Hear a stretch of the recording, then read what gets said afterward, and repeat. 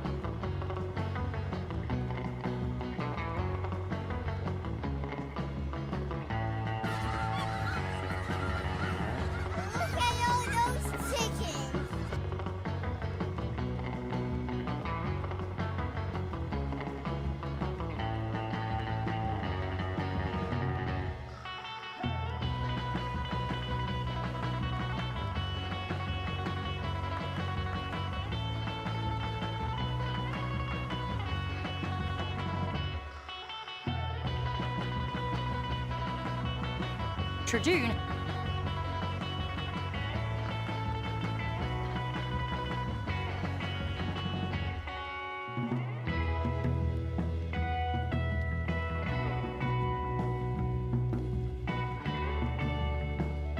Tribune.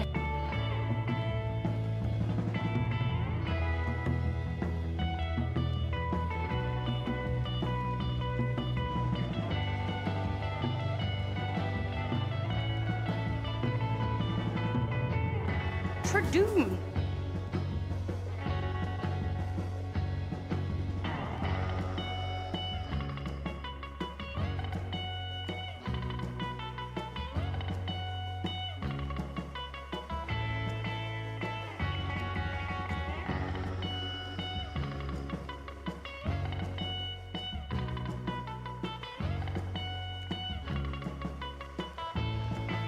Tribune.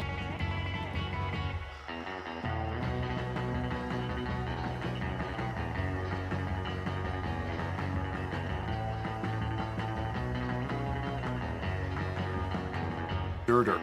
Dur dur dur.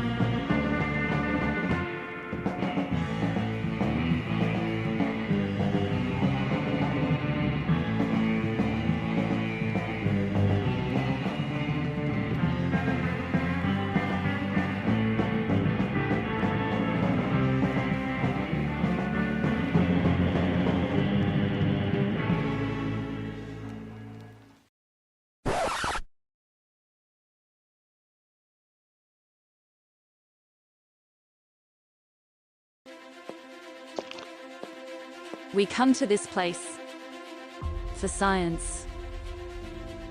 We come to paleontologizing streams to laugh, to cry, to show up late and then ask what today's topic is even though it's right there in the title.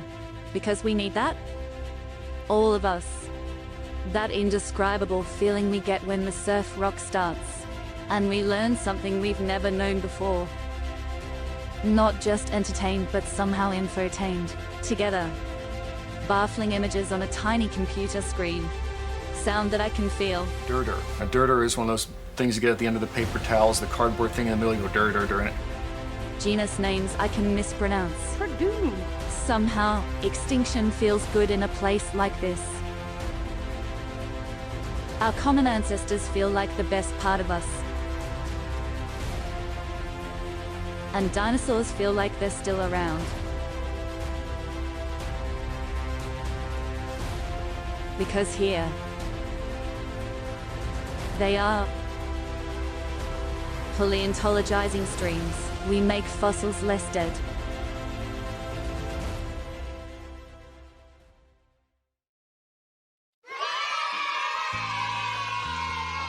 Well, I hope you enjoyed that. Welcome to Paleontologizing, everybody. Really good to have you here. Thank you. I'm pleased that you enjoyed that. I don't know how the idea came to me, but yeah.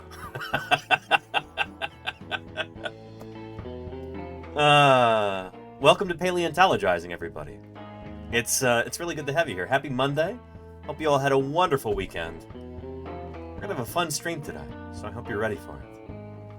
All of you wonderful early birds got to see the new cold open video, and we're gonna have a chill stream today.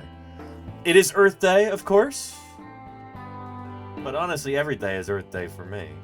When you're an Earth scientist. So yeah, we'll kind of be doing a lot of the same stuff that we always do. We're gonna have some Q&A today. We're gonna be looking at, well, goodness, we're gonna be looking at some worrying trends online with regard to science literacy. And we'll be doing all kinds of, just chill science discussion today. It's gonna be a good one. Sorry I'm a little bit late today, by the way. I had a museum meeting this morning. Exciting things coming up. But, yeah, things are good. I hope they're good with you, too. If anybody's here for the very first time, by the way, let me introduce myself real quick. My name is Danny Anduza. I'm a dinosaur paleontologist. Now, you probably know already that a paleontologist is a fossil scientist. I work on dinosaur fossils in particular, hence dinosaur paleontologist. Most paleontologists do not work on dinosaurs. I can see that my 50,000 a year has been well spent. So it has. Charlie's Dragon, holy cow. 34 months now at Tier 3, Charlie's Dragon. Thank you for that support. I really appreciate it. Holy cow. Good stuff.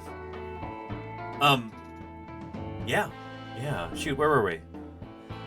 Danny, dinosaur paleontologist, and 50,000 a year has been well spent. Reaganation. Holy moly, thank you for supporting science here on Twitch with that Tier 3 sub, 10 months, Reaganation. Thank you for that. I really appreciate it. Holy cow. That is excellent. That is truly excellent. That gives the history of life its very quirky, fortuitous, chancy character. We are literally here only because of the good fortune of dinosaur extinction. The new Steely intro Dan. was fantastic. Thank you, Steely Dan. I'm glad people got the joke. Yeah. It's really good to have you here. Thank you, Steely Dan, for the 7 months of support. Thanks for keeping me online for that long. I appreciate you. Holy cow. And hey, Mudman, how's it going? What was I saying? Oh yeah, I'm a dinosaur paleontologist.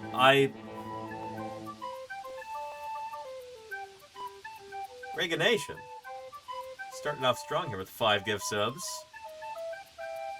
Oh yeah. Reaganation is washing away the ads for 5 lucky mammals. Thank you, Reaganation. I really appreciate that level of support. There's 5 chatters right now who've had their ads washed away. Cleansed by you, Reaganation, and your generosity. And thank you, Hogan, for the 300 bits. Excellent. We got a hype train going here. We're well on our way to a level 4. Try blaming the dinosaurs. Happy Earth Day. Gotta give a big shout out to Earth. Wouldn't he be here without Earth? It's true. All the people I know are from Earth. Me All too. my stuff is on Earth. All the kitties are earthbound. Let's protect it. Here, here, Chappie Jenkins. Yes, indeed. Take the phone to Mommy now! Take the phone to Mommy! It's the dinosaur man! Okay. Okay. Stoicite, thank you for the 3 months of support. I really appreciate that. Thank you, thank you. Yeah, we are going to be celebrating planet Earth today. You know, this might be a controversial opinion, but, you know what, I'm going to say it. Earth is the best planet. There aren't any others that are even close. You know? It's one with the most dinosaurs. That alone puts it over the top. Plus, there's all kinds of other stuff, you know? Waterfalls, shoebills. Can't get better than that.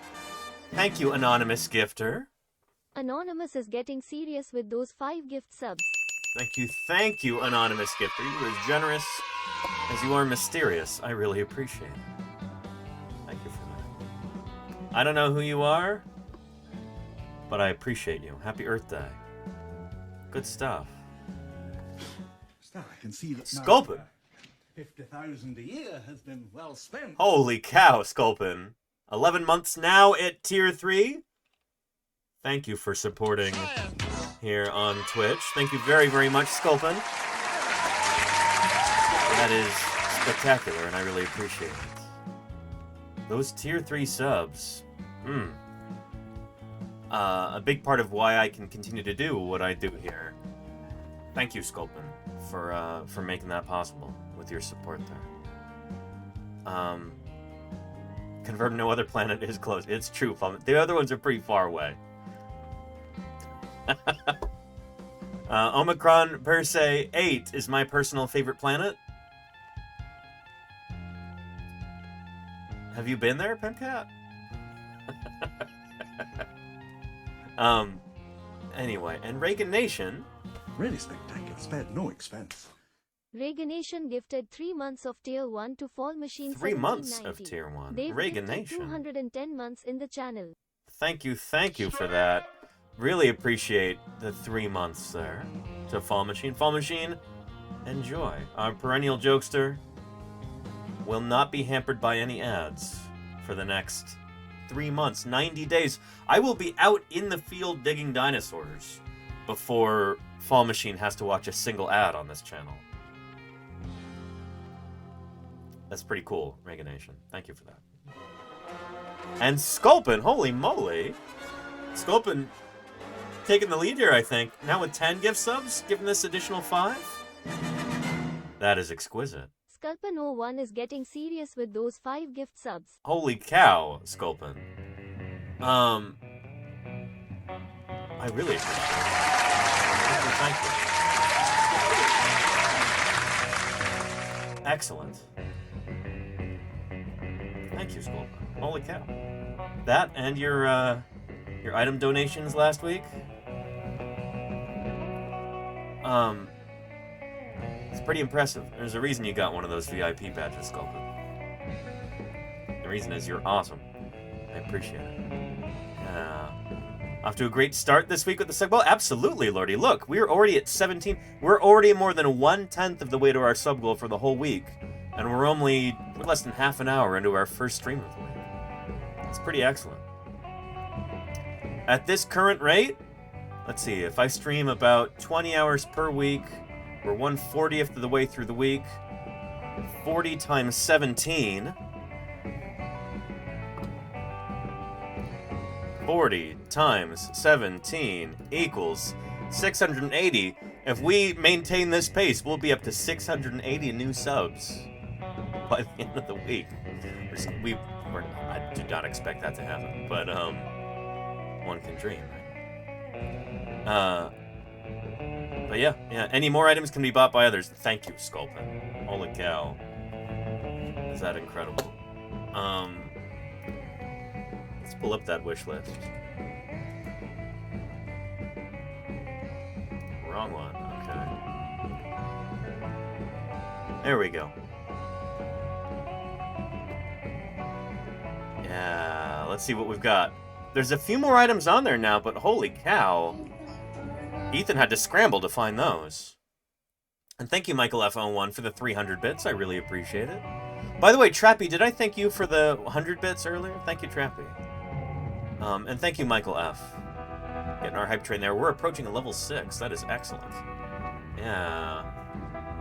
Jody Fish says, question is, how can we get 680 new people in here? I know field streams, Jody Fish.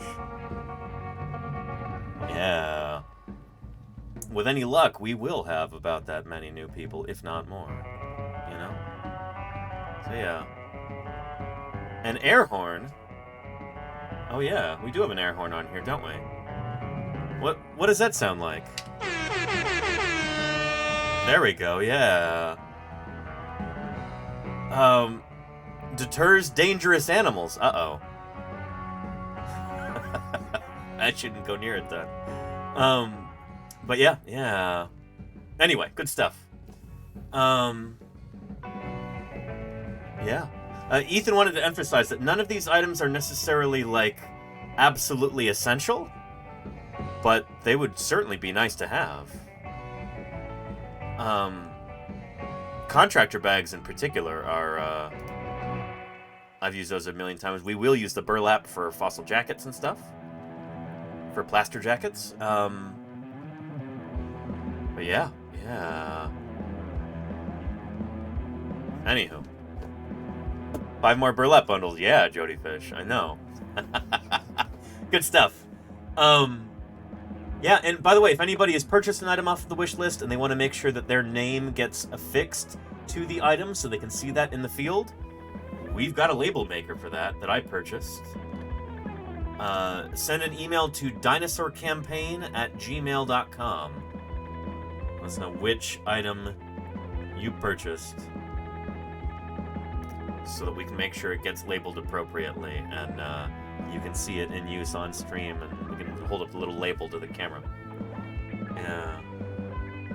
But yeah, bags are stowing all your contract. Exactly, Steely Dan. Now shoot, I was going to do a little greetings thing at the beginning. I guess I can jump up to the top and do that. But first, let me continue with... I believe I was introducing myself before we got all of that excellent support. My name is Danny Anduza. I'm a dinosaur paleontologist. I'm here on Twitch trying to do some good old-fashioned science outreach. This is a wonderful platform for that because we can have interactions in real time. You can ask me a question and I can do my very best to answer it right there for you.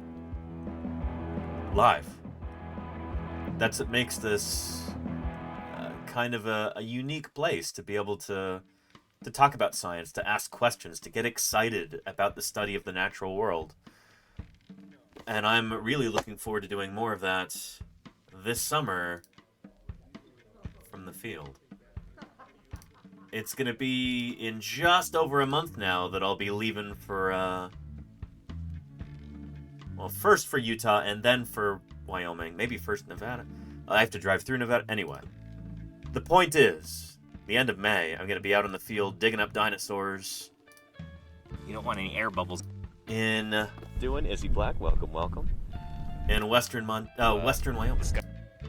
Formation here pertains to the late Cretaceous period, almost the end of the age of dinosaurs. I'll pull out a visual aid and I'll show you. So yeah, but even if you find rocks of the right age and the right type, you're not guaranteed to find any dinosaurs.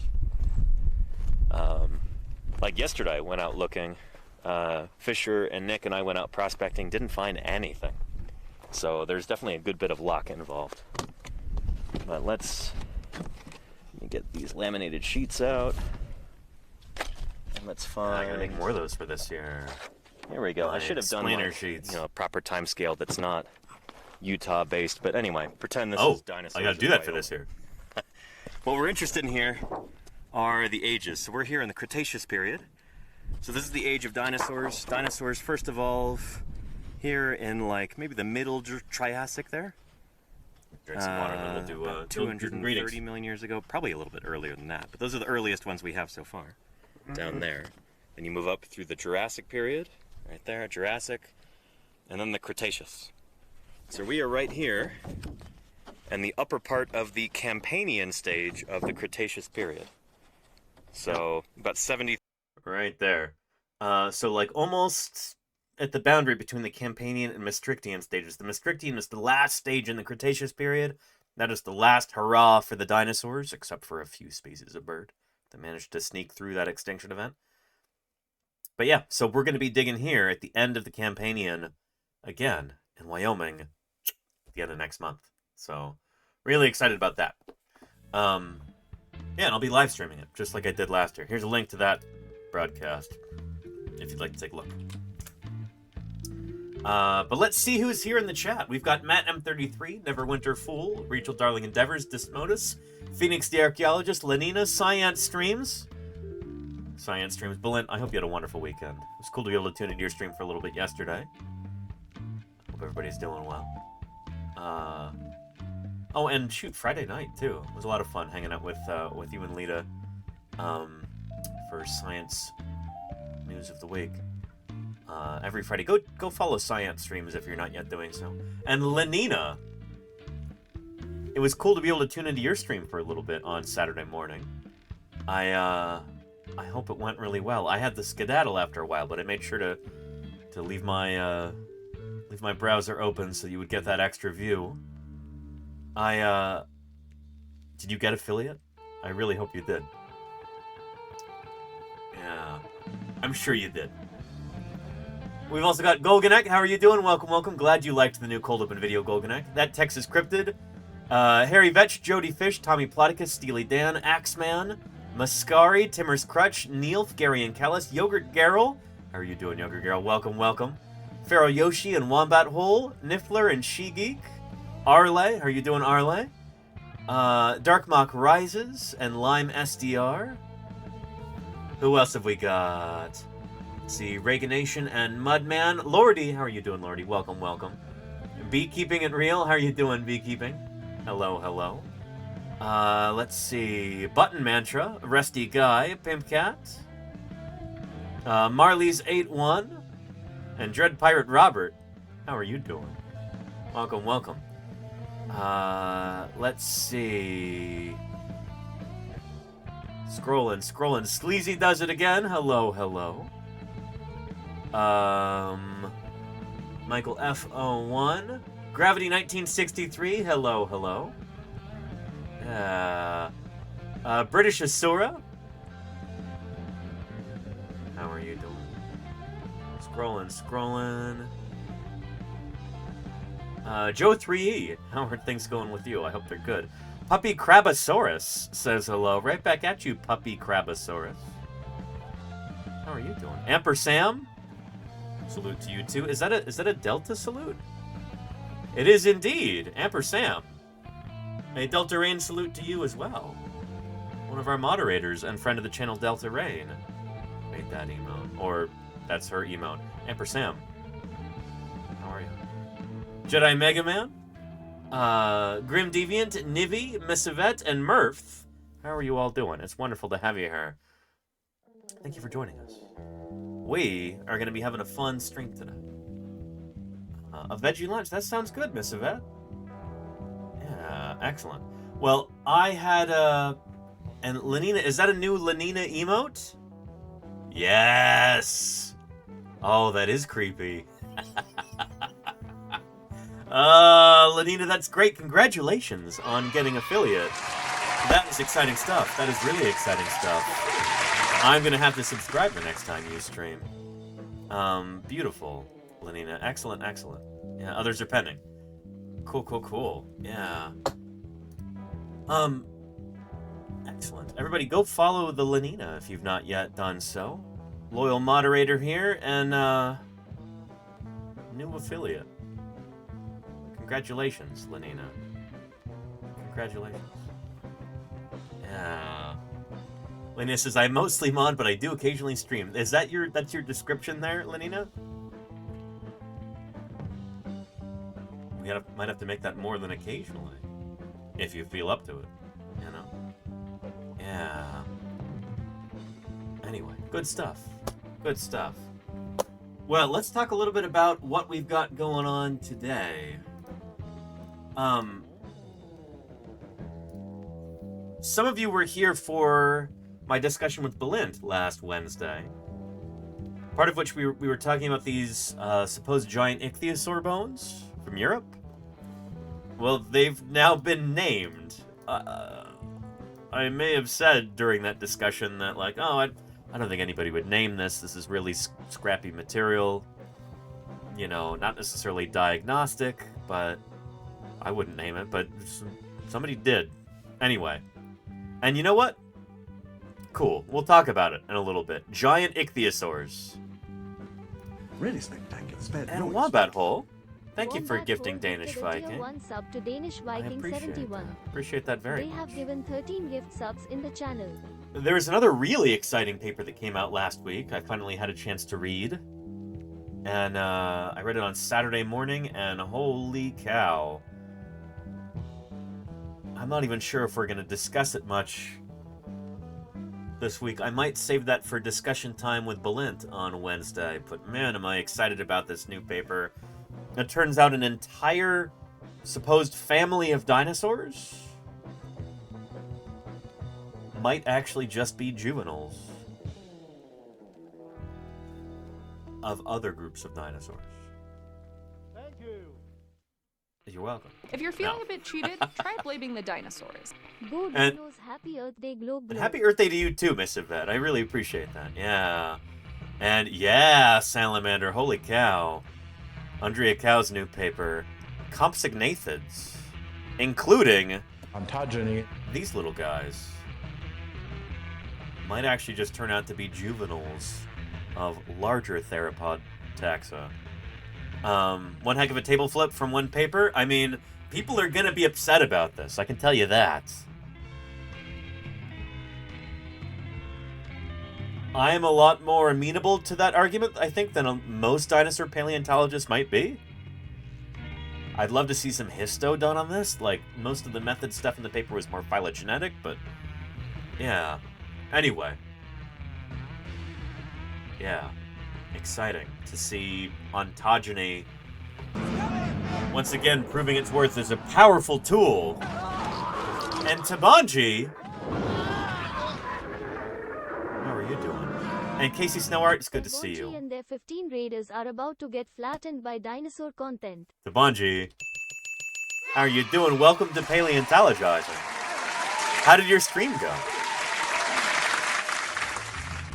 I hope it was really good. Thank you for bringing your raiders in. Happy Earth Day to you. Hope you're having a good one. I appreciate you. Thanks for being. Hello there to you too, Tabanji. Welcome, welcome. Yeah, stream's going well. We just started a little while ago. I had a busy morning today. I actually did a tiny bit of fieldwork this morning. Tiny bit, minuscule bit of fieldwork. But looking at a fossil site, a colleague of mine actually found some fossil bone there. Exciting stuff. I can't tell you much about it yet, but there are exciting things in the works. Very exciting things. Dare I say, jump up and down, pull your hair out, thrilling. I can't tell you about yet. Partly because I don't want to jinx it, you know? Not like I believe in that kind of thing, but you know. I don't want to count my chickens before they've completed their embryonic stages. You know what I mean? And Sock Inky Stuff says, I like your profession, but at the end, it's not quantum mechanics anyway? What do you mean it? What do you mean, Sock? No. Paleontology is a heck of a lot more complicated than physics is. There's a great deal more complexity in a broad science like this. We're not dealing with the very basic building blocks of the universe. We're dealing with orders of magnitude more complexity than that. So it takes kind of a different mindset. Not everything can be explained by simple equations. There's wonderful ambiguity, gray areas, you know, spectra that are involved with this. Paleontology is one of the broadest and most complex, complicated, and sometimes difficult to understand sciences that exist today. You know? Yeah. And Sock says, you've got to be kidding me, lol? You haven't read a lot of philosophy of science, have you?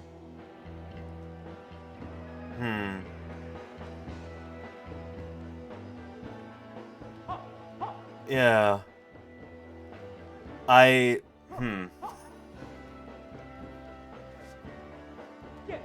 But yeah, button mantra. Yeah. I think there's a thing in the sciences. You know, I used to hang out with physicists sometimes, and there's a certain degree of haughtiness that sometimes comes with certain people who they study some of the nuts and bolts of a field like physics, but they don't really understand how that knowledge was attained in the first place, or the history of science in general. And Sock says, I respect these non-quantum physics professions, but you know, at the end, it's just some very basic stuff, but I respect. Agreed, yeah. Physics is incredibly basic stuff, by definition. Physics is as basic as things can possibly be, because you're dealing with the simplest systems that there can be. They're at the basis of everything else. So it's just the very, very basic nuts and bolts. Think about it like this. I assume you already know this, Sock, if you know anything at all about science.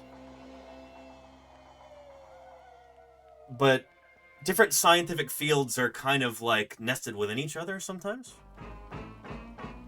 Or certain fields form the basis for other fields, and as you broaden out, things get more and more and more complex. So at the very, very bottom of that, you have physics. And physics, you're dealing with, like I said, the very basic building blocks of the universe. Chemistry can be thought of as applied physics. You're dealing with different substances. You're dealing with different kinds of arrangements of different atoms. Elements into compounds, more and more and more complex. So chemistry is like physics, but a little bit more complicated. You've got added levels of complexity, at least. That's the idea that I'm trying to express here. Applied chemistry, you get into other fields like geology. Geology can be thought of as applied chemistry, where you're dealing with all of these principles in chemistry, except you're adding more degrees of complexity on top of that. The systems get larger. They get more complicated. You have more variables. Geology deals with, you know, just the composition of rocks, the ways that they form, how physics acts upon those rocks afterward. But then, I guess also branching out from chemistry, you get biology, which is another kind of applied chemistry. But it deals with something that's arguably even more complicated than geology. You're dealing with life forms. You're dealing with how they evolve into things like behavior. So added levels of complexity over that. And then you get to paleontology, which is a combination of biology and geology, both of which can be thought of as applied chemistry, which can be thought of as applied physics. So yeah. And Sock says, you're just saying stuff without understanding. It sounds like somebody's projecting here, Sock. Sounds like somebody's doing a bit of projection. Rampaging. Oh, and holy cow, Vinyl Junkies. From the dawn of time. Holy What moly. havoc will they wreak? What lives will they destroy? Do I appreciate what that, depths of really? panic and terror will they create? Vinyl Junkies. Vinyl junkies and their 69 raiders have arrived to wreak some sweet, sweet havoc. Nice. Thank you for the raid, Vinyl Junkies, and welcome to Paleontologizing. It is really good to have you here. Hello to you too, Vinyl Junkies. How are you doing? It might appear that this is your first time here. I don't recognize that username. Same with you, Girschlund Gisbert. Science is like a blabbermouth who ruins a movie by telling you how it ends. Well, I say there are some things we don't want to know. Important things. Thank you, 555 Major Tom. Wow. Happy Earth Day to Major Tom here. Happy Earth Day to everybody raiding in with Vinyl Junkies. It's good to have you here. Vinyl Junkies, what did you stream? What did you get up to? Music. I suppose I shouldn't be surprised with a name like that. Vinyl Junkies, it's great to have you here. I hope you had a great stream. Welcome, welcome. My name is Danny Anduza. I'm a dinosaur paleontologist. You probably know already that a paleontologist is a fossil scientist. I'll just give you my message up front. Try not to go extinct. And Arkita13, thank you for the follow. And welcome to Paleontologizing. It's good to have you here. Thanks for clicking that follow button. Anybody else who just jumped in here, feel free to follow too if you'd like to learn a thing or two about fossils or about the history of life on Earth or about the philosophy of science in general. And Shamanize, how are you doing? Thank you for the follow. Welcome, welcome. As a dinosaur paleontologist, I study dinosaur fossils. Most paleontologists don't work on dinosaurs, so I want to dispel that myth right from the start. But I do work on dinosaurs. Dinosaurs are what I study, what I publish on in the scientific literature, and what I dig up during the summers. And if you're wondering to yourself what in the world a paleontologist is doing here on Twitch in the first place, well, I've got somebody here who can explain that, and he's actually sidling up behind me right now. I'm going to turn things over briefly to our good friend previously recorded, Danny, who's going to welcome all these cool new folks who came in with Vinyl Junkies and with Tabanji, and give you a little bit of a background. Who I am, what I'm doing here, what this whole channel's all about, and all that good stuff. So without further ado, previously recorded, Danny, take it away. Well, thanks, present day, Danny. Well, if you happen to be new around here, then welcome to Paleontologizing. You may well be wondering to yourself, well, if this is Twitch, then where are the video games? I'm gonna level with you here. I don't really do much in the way of video games. I'm a paleontologist. My name is Danny Anduza, and dinosaurs are my area of study.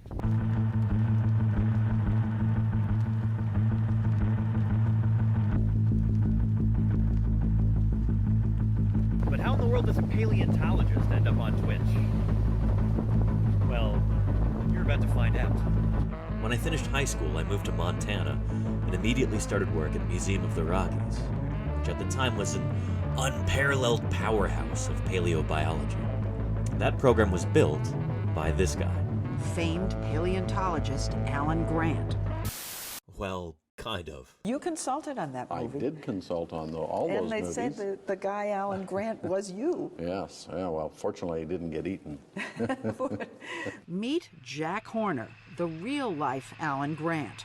He's one of the most prominent and controversial paleontologists in the country, a dyslexic MacArthur Foundation genius who never finished college and who says he doesn't care why dinosaurs went extinct. To him, the important part is how they lived. It was at Museum of the Rockies, under the auspices of Jack Horner, that I learned how to be a dinosaur paleontologist. And a huge part of that I learned by working with Jack's final graduate student, a guy by the name of Denver Fowler, who would later go on to become curator of the Badlands Dinosaur Museum. Working with Denver, I did summer after summer of fieldwork in the remote Badlands of Montana.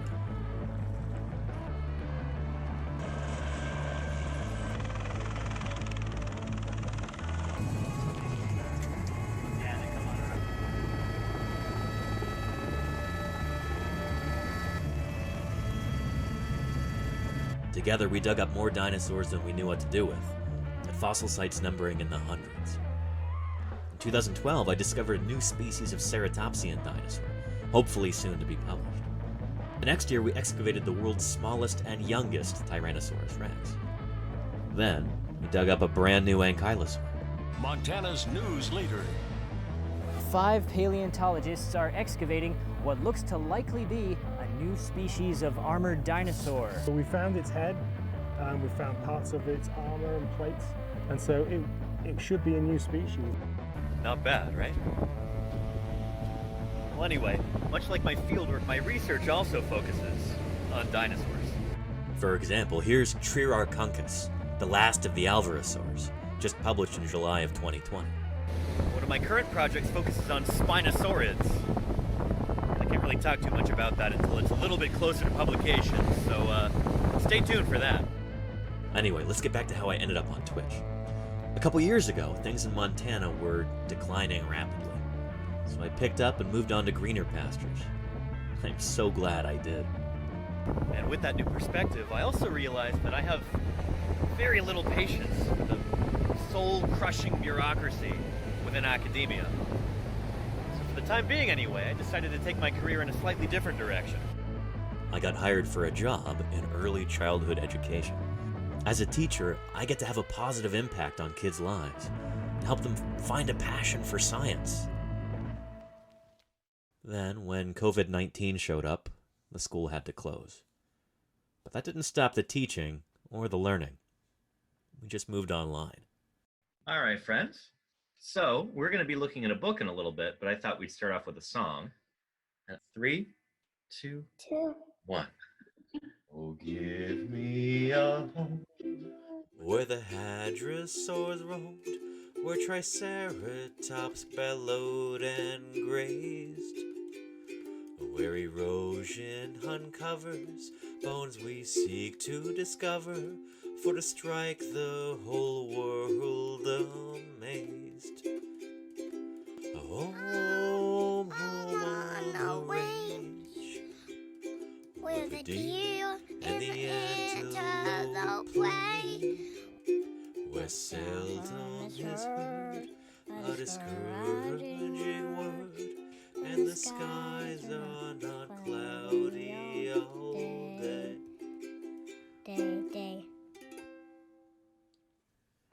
It was a pretty easy jump from teaching online to streaming on Twitch. I had my first broadcast in May, and I've been on here ever since. Now, I believe pretty strongly that any good scientist should also be a public servant. In my opinion, talking to everyday people about her science is one of the most important things that a researcher can do. I now have a golden opportunity to reach out directly to people where they are. This is what I'm all about, and now, thanks to Twitch, I get to share it with you. And I'm so happy to be able to do so. It's my intention to continue this mission of education by answering your questions, providing good science content, and working to grow this channel. And if you could help by following, or if you could afford it, by subscribing, I would be deeply grateful. So anyway, to my regular viewers, thank you again for sitting through this. To everybody who's new, welcome. I'm genuinely, earnestly glad that you're here. And I hope you stick around. We've got a remarkable little community here, and I'd be delighted if you join us. Anyway, let's go ahead and get back into it. So, present day Danny, back to you. Well, thank you very much, previously recorded Danny, and of course, thank you even more to Vinyl Junkies and to Bonji for those raids. Really appreciate that.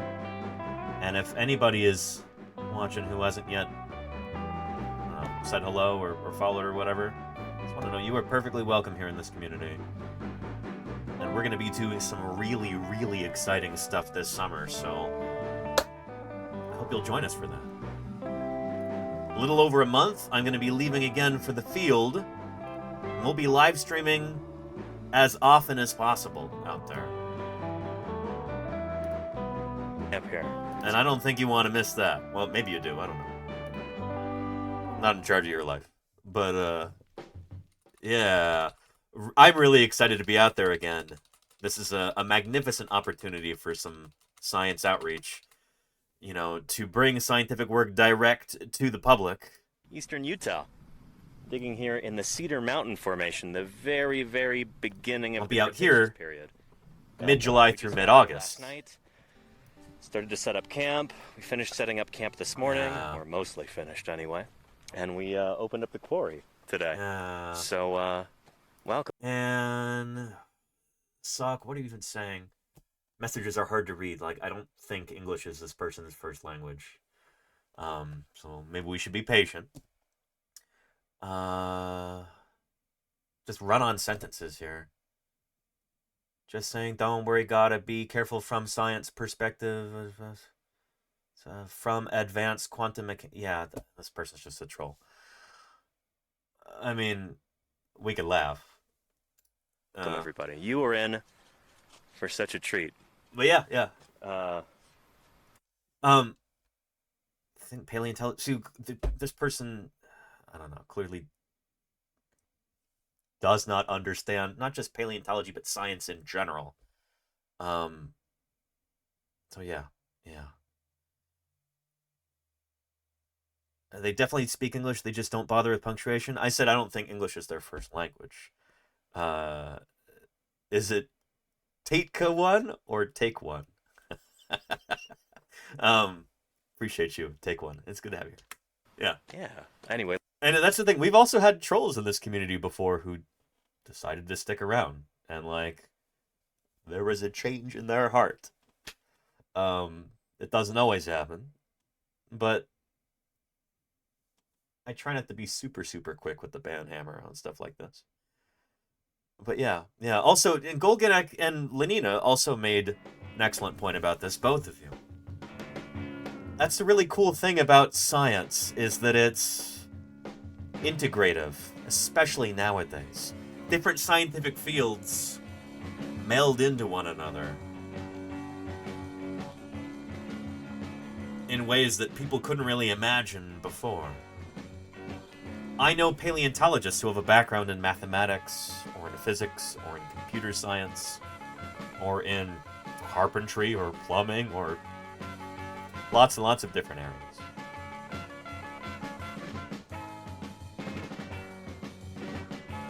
I want to make the point that science takes all different kinds of people.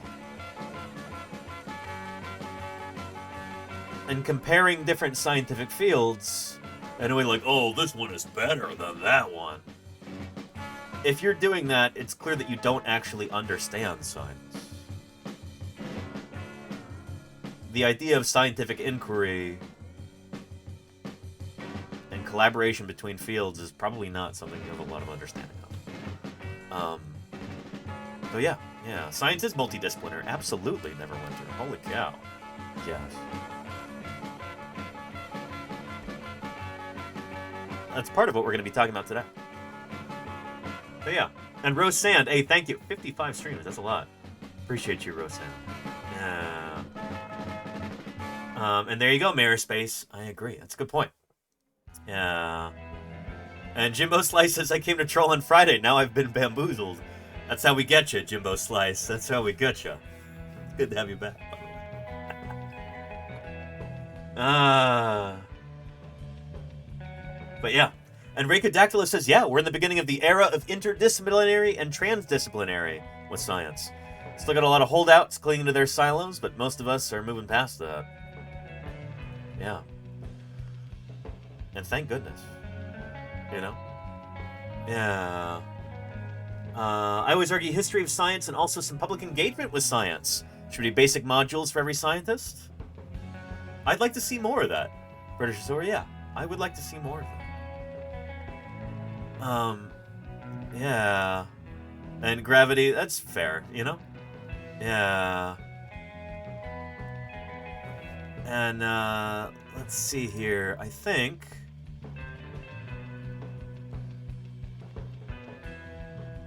Let's see. A timeout will be fine for now.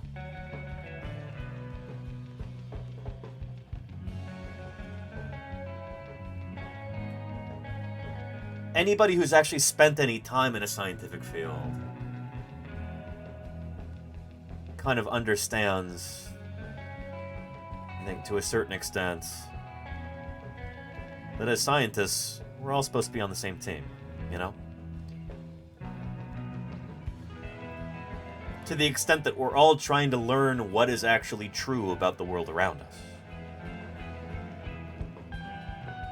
Science is the best tool that we have as human beings for figuring out how the natural world works. Whether it's the interaction of different particles in physics, whether it's the evolution of life on Earth through paleontology, whether it's the origins of the universe in cosmology, the methods, the basic principles of the scientific method are the same across all scientific disciplines.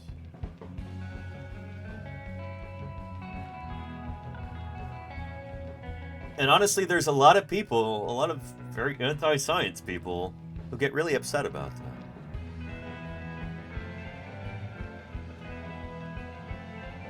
So yeah. And British Historian, I completely agree with that. Yeah, I think a lot of people have this idea. Maybe they learned it in school, or they somehow picked it up through osmosis from culture or whatever.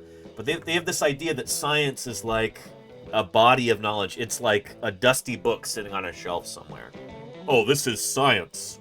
Here is what is true, and you must learn this and repeat it. And that is not at all what science is. Science is a tool that we have for learning about the world around us.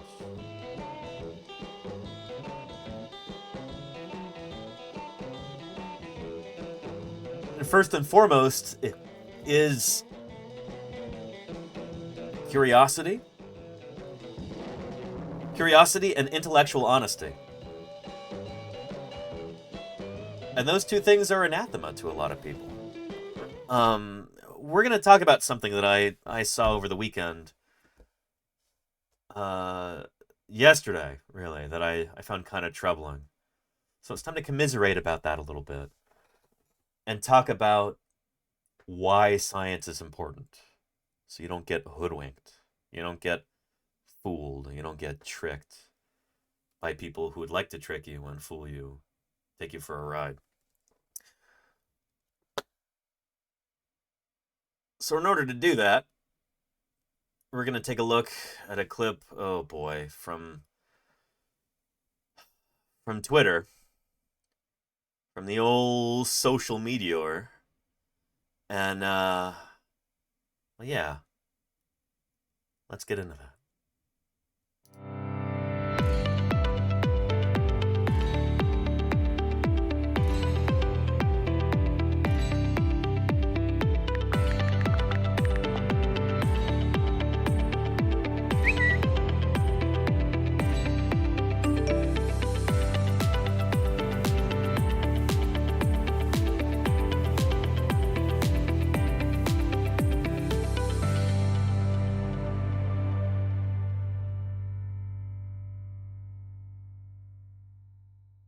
Oh boy.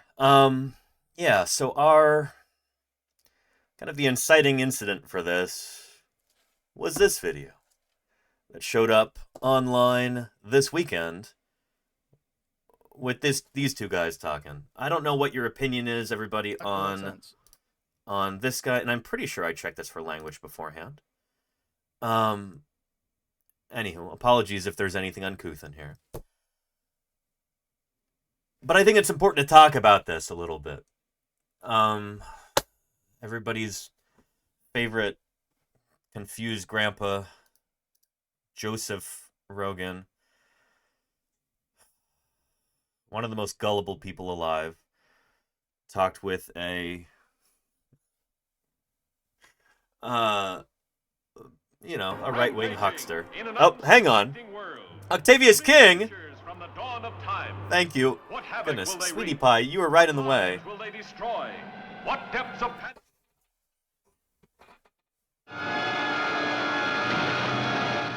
Octavius King _King and their 59 raiders have arrived to wreak some sweet havoc. How are you doing, Octavius King? Welcome to Paleontologizing. Sweetie Pie has come out to say hello. Sweetie Pie, how are you doing? Yeah. Would you like to watch Octavius King and see all those rats on stream? Getting up to all kinds of trouble? I bet you would. We should watch Octavius King sometime. Yeah. Thank you, Octi, for the raid. I really appreciate it. And Sweetie Pie is quite appreciative as well.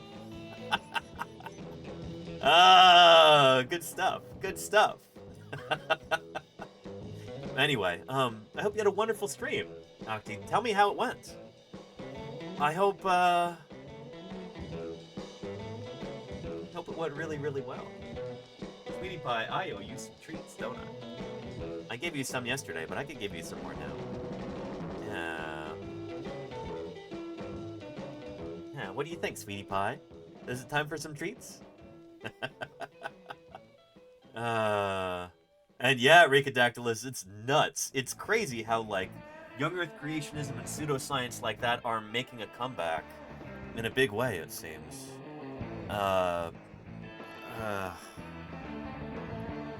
Anyway, let's get our blood pressure down with some Sweetie Pie time here real quick. Yeah. Let me give you some treats, Sweetie Pie. Let me back here. Yeah. You know what that's about.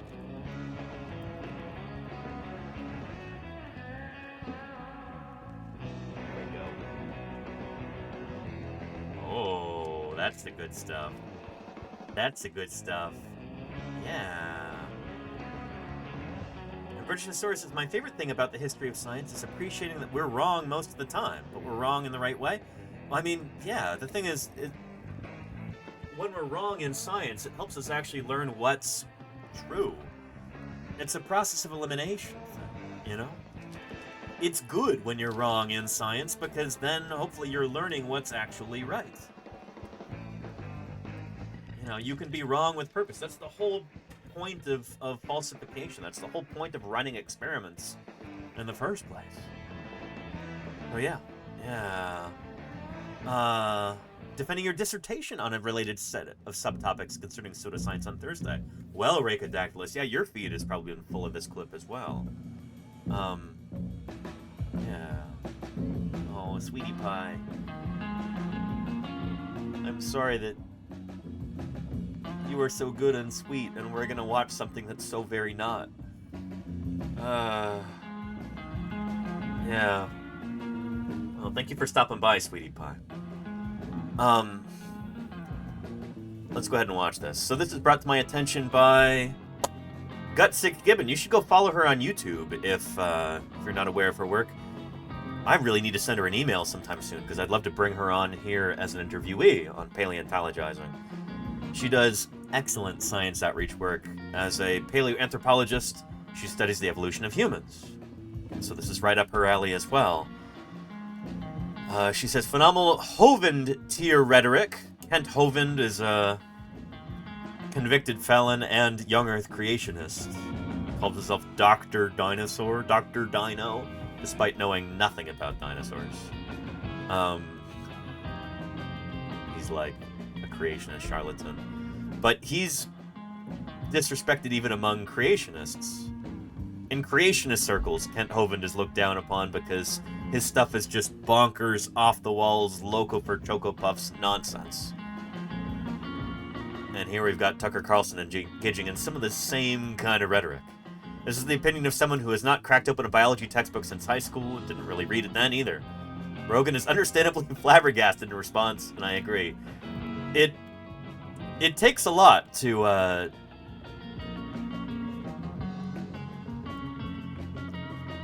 have a conversation with Joe Rogan and make him look like the reasonable, non-gullible one. You know?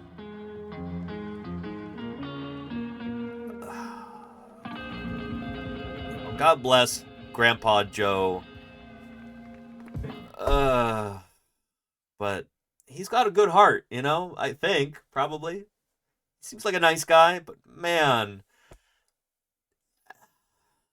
sometimes I feel like people could, any guest that he has could do the got your nose trick and really fool him.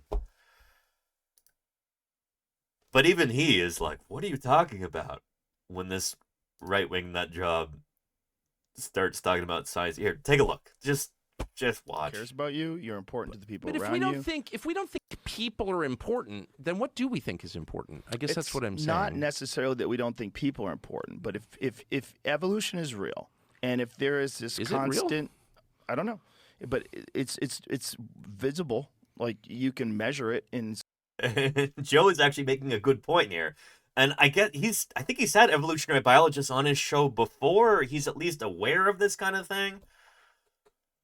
But evolution is something that we observe in the laboratory. We observe it in the fossil record. It is... If evolution didn't work, none of biology would make any sense at all whatsoever.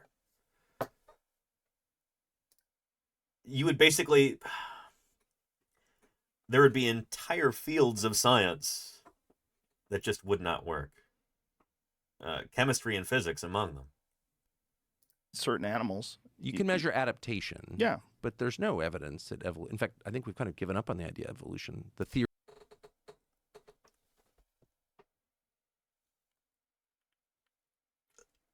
Is right, Claire Burr.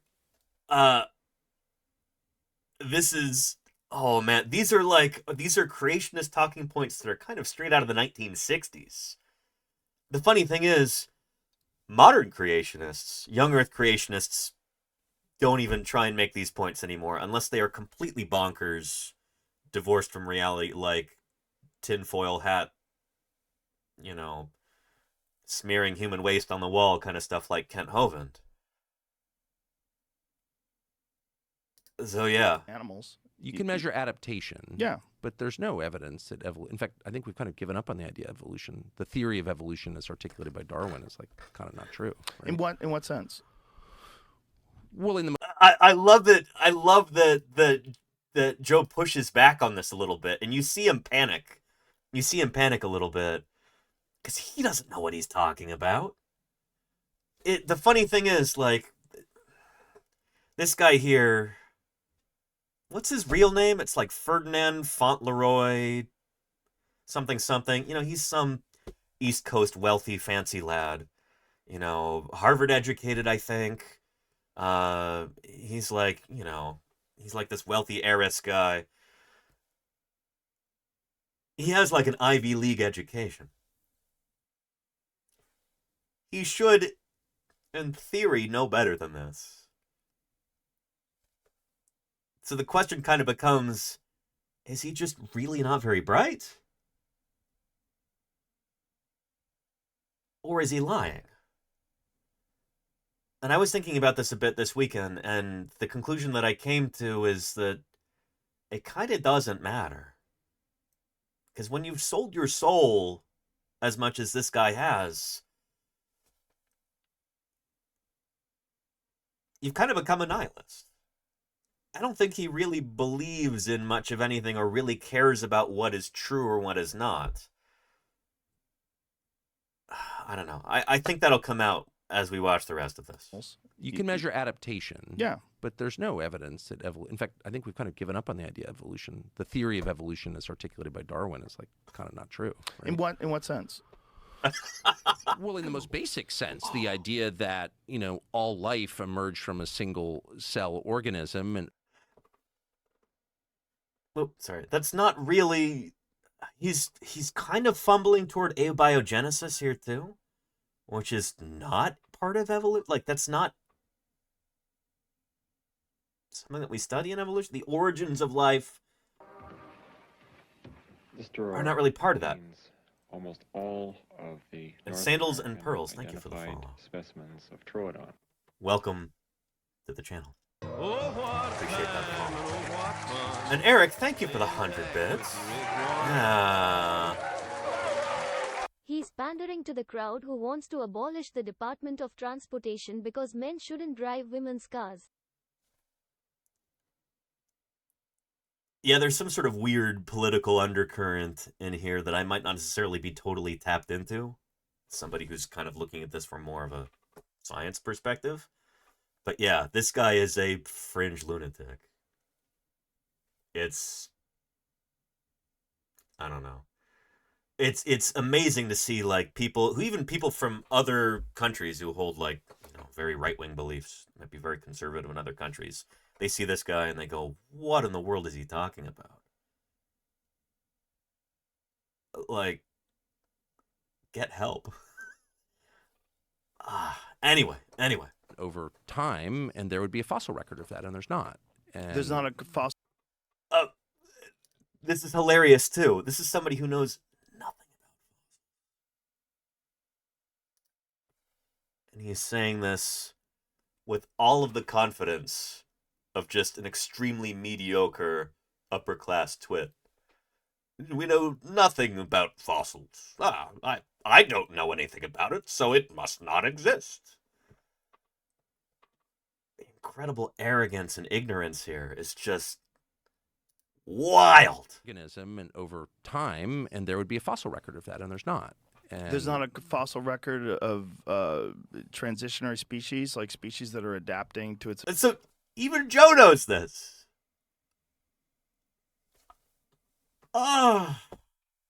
Environment. There's and they tons develop... of record of adaptation, and you see it in your own life. I mean, I have a lot of dogs. I see adaptation in dogs, through the... Sure.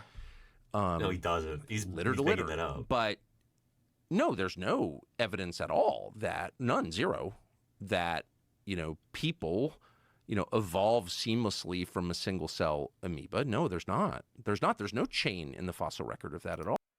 There's no chain. So he's basically denying that we can see any, what some people would call macroevolutionary chain throughout the fossil record. Which is, he's basically saying that the field of paleontology does not exist, is what he's saying here. It takes an incredible level of ignorance to actually believe that. And shoot, I would love to have a conversation with him. Just sit down and be like, well, what makes you say that? Defend yourself here. We can basically watch different species of dinosaur evolve through time. Through careful study. What do you say about that? The evolution of whales, the evolution of horses, the evolution of our own species, for instance. Some of the most well-documented bits of, of change in living things that exist, and either he's never heard about them and assumes they don't exist without actually having to bother to check. The thing is, you can spend 30 seconds on Wikipedia and learn the answer. This is one of the more powerful figures in media. He could have an interview with just about any research scientist in the world if he played his cards right. That kind of aggressive uncuriousness. Not only does he not know the answer, he very much does not want to know the answer. Completely disinterested in learning about this, it seems. It's wild. And that's why you don't actually hear people, you hear them make reference to evolution, because the theory of adaptation is clearly, obviously true. But Darwin's theory's totally that's why it's still a theory almost 200. And so this is, oh man, how to say that you have zero understanding of science without actually saying the words, I have zero understanding of science. And, oh boy, if you ever hear anybody say that, like, oh, well, evolution is just a theory, they're just declaring, I don't know how science works. Because here's the thing, and I wish this were better taught in American schools. The word theory does not mean the same thing in science that it means in everyday language. In science, a theory is one of the highest levels that an idea can attain. That is the ultimate goal. That is the final level is for something to become a theory. Especially in a field like biology or paleontology. It doesn't get any better than that. And you might think, well, what about a law, you know? Laws are different from theories in that regard. A law is something that is mathematically explained. It is simple enough that you can basically create a formula. There it is. A theory... Think about it like this. It's kind of like music theory. Do we have any musicians in the chat? Anybody who's studied music? Anybody who understands music theory or what that phrase means? A theory in science, kind of like music theory, is like a framework that you use for explaining a tremendous number of observations and facts and experimental results. It is basically like, here's the thing. It's not a hunch or an idea, you know? This is the framework that is supported by literally thousands or tens of thousands or hundreds of thousands, maybe millions of observations. Everything fits into this beautifully. That's a theory in science. So, and their gravity, you're a trained singer? Very nice, yeah. Law is theory seen through a prism? Maybe, and I don't know. Yeah, and theories can successfully predict the unknown, right? That's the thing, is they can make testable, you can form testable hypotheses out of theories. You can, through this big body of knowledge that you have, with all of these observations and everything that fits together like that, you can use that to make predictions about something that's unknown. If you're feeling a bit cheated, try yeah. blaming the dinosaurs. A law And- is typically a mathematical relationship. Yep. A theory is typically the explanation of why we think it works. Basically, Eric, yeah. And here I think we've got some clips about that. Here we go. Let me see.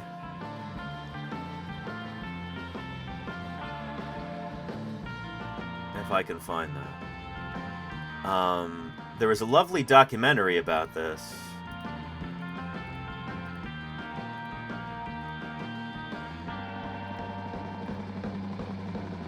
There we go. Back in 2005, I know we return to this a lot. Regular viewers know what I'm going to talk about here, but we're going to return to it once again. In 2005, there was a big trial here in the United States. Kitzmiller v. Dover Area School District.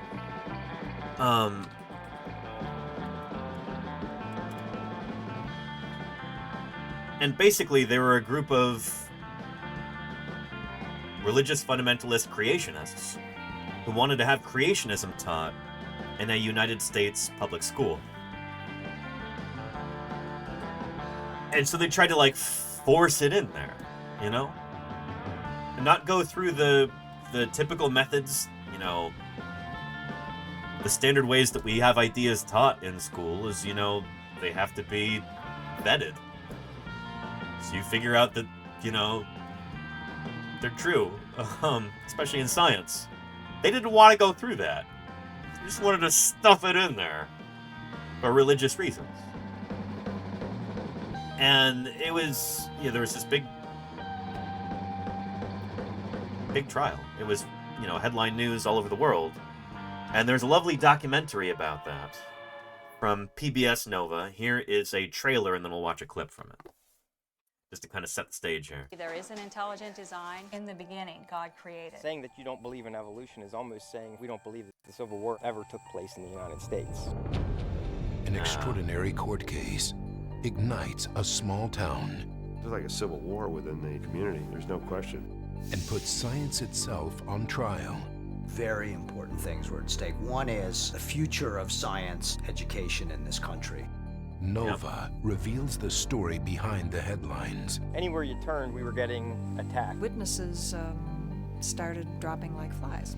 And probes the question, is intelligent design a scientific alternative to evolution? Properly the subject of a science class. Or religion in disguise? It's a violation of everything we mean and every And Sandals and Pearls says sometimes being a Christian can get super embarrassing. I mean, it doesn't have to be. Ken Miller here, really well-known biologist, he actually wrote one of the science textbooks that the creationists were complaining about, saying it was laced with Darwinism. That was written by Ken Miller. He's a devout Catholic. The thing is, being religious doesn't mean that you can't be a scientist. It doesn't mean that, you know, in the same way that, I don't know, liking pineapple on pizza doesn't mean that you can't be a scientist. There's lots of different people around the world, all different backgrounds. Anybody can do science. You just have to play by the rules of science. And it's therefore likely that we're here today Patrick Crusader, by the luck of the draw, dinosaurs who had been dominant over mammals in ordinary times got felled in a mass extinction. Patrick Crusader, thank you for the 11 months of support. I really appreciate that, Patrick Crusader. Thank you for keeping me here online for the past 11 months. Appreciate that. But yeah. Everything we understand by science. Judgment Day. Intelligent design on trial on Nova. Anywho, here is part of that right here. A sort of living disproof of evolution, because my great-great-grandfather was Charles Darwin, who was obviously, wrote one of the most important books of the last 2,000 years, and I'm a screenwriter. This is not evolution, in the right. He was one of the reporters in the courtroom. To win, the plaintiff's lawyers would have to show the judge that the Dover School Board's 1-minute statement promoted religion, or that board members had religious motivation. In addition, both sides asked the judge to rule on a fundamental question. Is intelligent design science or not? In order to show that intelligent design is not science, for a minute, Doug, how are you doing? Talk about, well, what is science? What is science? For help, the plaintiffs turned to researcher Nick Motzke and his colleagues at an organization called... And you're from PA, Neverwinter? That's right, you are, aren't you? Yeah. Yeah, Western PA. Some interesting stuff happens there. That's all I'll say. The National Center for Science Education. Challenges to evolution in public schools. The last time any lawyer took biology was probably in 9th grade. Yeah. And I spent months and months on email, at meetings, explaining science, explaining evolution to the lawyers. Yep. To make their case before a judge who had no particular scientific training, the lawyers for the parents... Yeah, so there's Ken Miller, who I was talking about earlier. He's a molecular biologist and a devout Catholic. And there's Kevin Padian, friend and colleague of mine from Berkeley. Yeah. Some of you know of his work. You had no idea, Grit and Glitter? Oh, holy cow, yeah, this is... A dirter. Yeah, and he's like, go with the paper towel too. Dirt. That's Kevin Padian there. Yeah, he was explaining the thinness of pterosaur bones. Brought out a paper towel tube as an... Anyway, it's a long story. Assembled a team of expert witnesses. And as their first witness, they called biologist Ken Miller, co-author of the textbook that Bill Buckingham had called Laced with Darwinism. What did I tell you? Dr. Miller, what is evolution?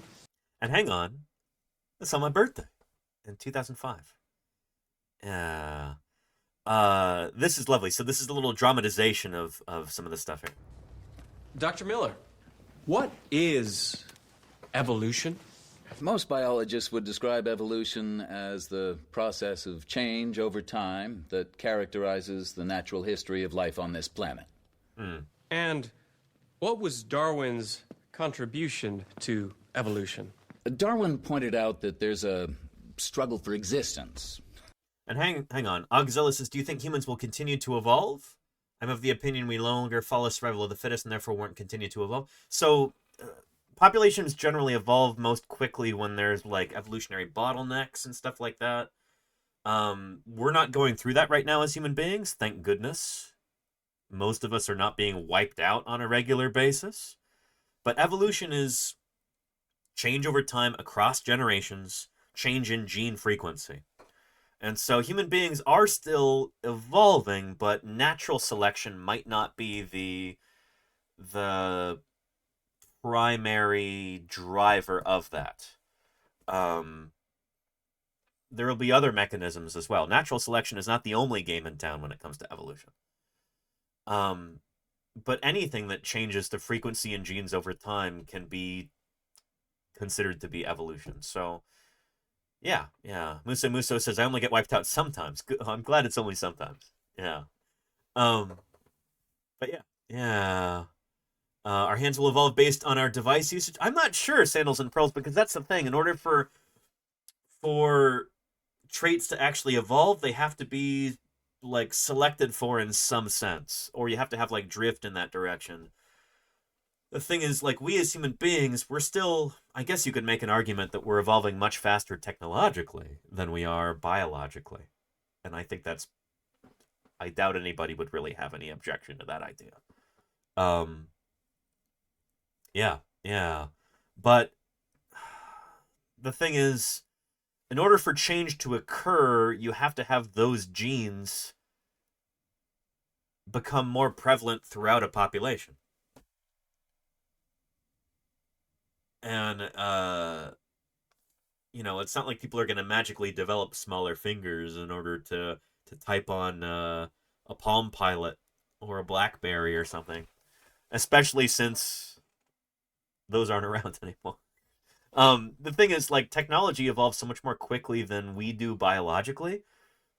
Evolution only happens between generations. You're a little bit different from your parents, or a little bit different from your grandparents, or a little bit different from your great-grandparents. That's evolution. Evolution doesn't happen throughout creatures' lifespans. It happens between generations. Offspring are born a little bit different from their parents, and that kind of variation builds up over time, and that's what evolution is. It's a gross oversimplification, but that's the gist of it, Technology changes so much faster than any of that, so, yeah, the way that we behave can change. The devices that we use can change. Our built environment can change. The natural environment can change. But us actually evolving as organisms, the human species evolving over time, is a lot slower than that, You were pretty much biologically identical to people who lived in, say, the Middle Ages, let's say. Does that make sense? Yeah. But yeah, affluence, I think, are selective factors. But that might not even be true for biology in that sense. But yeah. Anywho. Showed him his place. Sog, I don't know what you're talking about. You seem pretty confused there. Yeah. Anyway, that's also very much not what we're talking about right now. Yeah. Here. I think, yeah,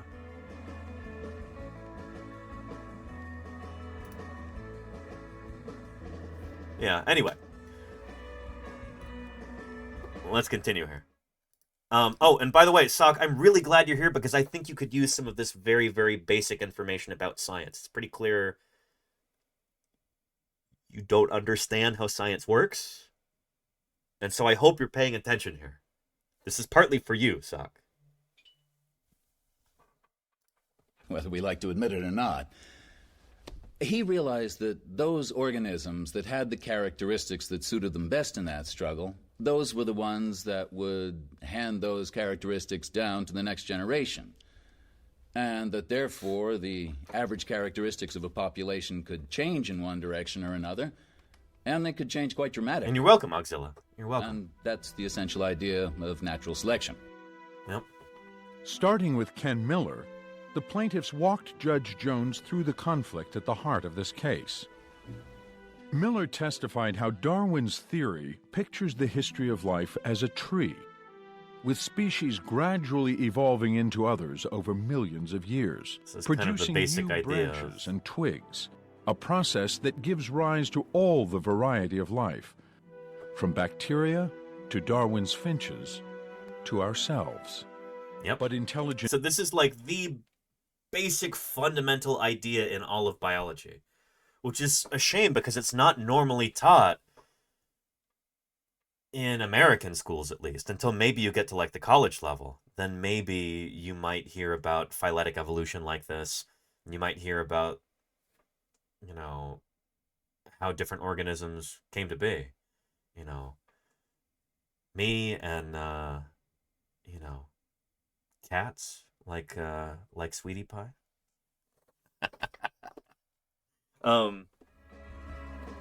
Yeah. Hey, sweetie, how are you doing? Came back for more attention? Yeah. This gives me a lovely opportunity. We can look up Felis catus, the domestic cat, on our tree of life here. And we can take a look at that and see how close we are, really, because in the grand scheme of things, human beings are pretty darn close to cats. We are both vertebrates. We're both sarcopterygians. We're both amniotes. We're both synapsids. We're both mammals. We're both placental mammals. I think we're both boroeutherian mammals. So let's look that up, Sweetie Pie, shall we? Yeah. Oh, you need some brushing, though. Holy cow, you got all this fur. Yeah, it seems like I only ever get to brush you on stream. Let's take care of some of that excess fur here. Huh? How's that? Yeah. There you go.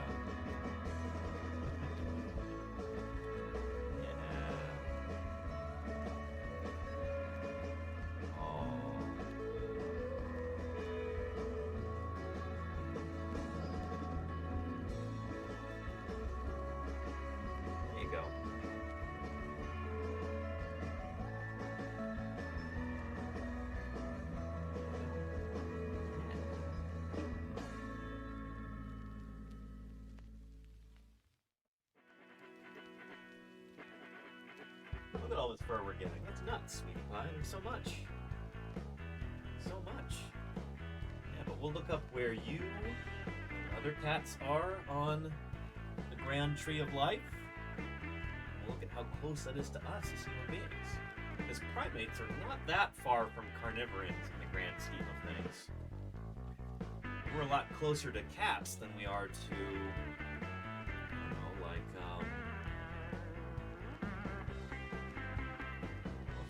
platypus or echidnas, certainly.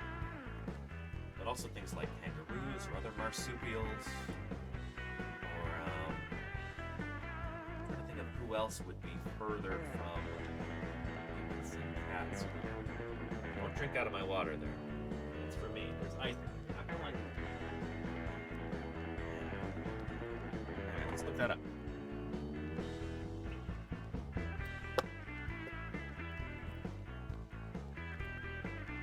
Pull up our tree of life here. There we go. All right. Look up us real quick. Good old Homo sapiens. Yeah. Oh, why is your tail twitching? What do you need, Sweetie Pie? So here's us. Homo sapiens right here. Within the great apes, hominidae. Yeah. Instead of settling for knowing what dinosaurs looked like, we now need to know how they lived. Hello, cat. Oh, Sweetie Pie, Fedorasaurus saying hello to you. Hey, look. See? Yeah. Yeah. Hello, Fedorasaur, and thank you so much for the 31 months of support. I appreciate that very much. Thank you, Fedorasaur. Sweetie Pie says hello as well. Don't you, Sweetie Pie? Yeah. Oh. Anyway, let's jump from us to Felis catus, the domestic cat. Not too far away in the grand scheme of things. You would think with, what, how many billions of cats exist in the world, you'd think they'd be able to find a better picture than that one, but I guess not. These pictures are taken from Wikipedia. Yeah. Anyway, yeah. You can jump to any creature here. So, I don't know. Give me the name of an organism, chat. Give me the name of an organism, and we'll find that. Okapi. That's a great one. They are right next to giraffes, as I recall. They're Fedorasaur. Yeah, so not too far away. They are also placental mammals. Liver fluke. That's a good one there, Gojira. Common liver fluke. And I love how Sweetie Pie is watching this right now. Here. I can't see this Stream Deck, Sweetie Pie. Shoot.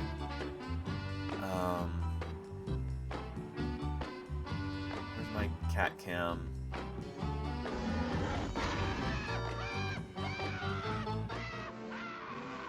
And thank you, Moogsy, for the follow, and welcome to Paleontologizing. It's good to have you here. Nana Tyrannus, how are you doing? Hello, hello, Nana Tyrannus. Are you enjoying seeing Sweetie Pie here?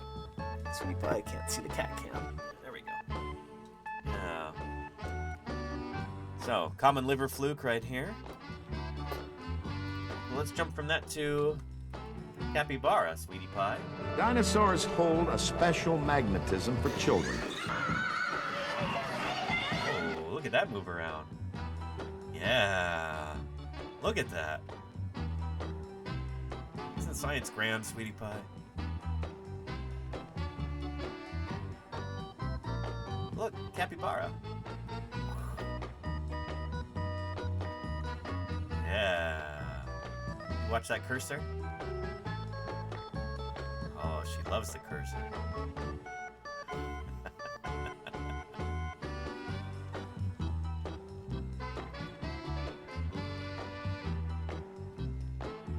Good stuff. Yeah. Over here. Right? Left. Right? Left.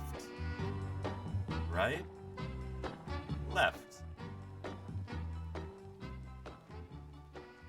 Yeah, good stuff. Anywho, the whole point is, we as paleontologists and biologists, zoologists, molecular phylogeneticists, so many different kinds of scientists in different scientific fields, we've all been able to basically come to the same conclusion here. Different lines of evidence all show independently that life on Earth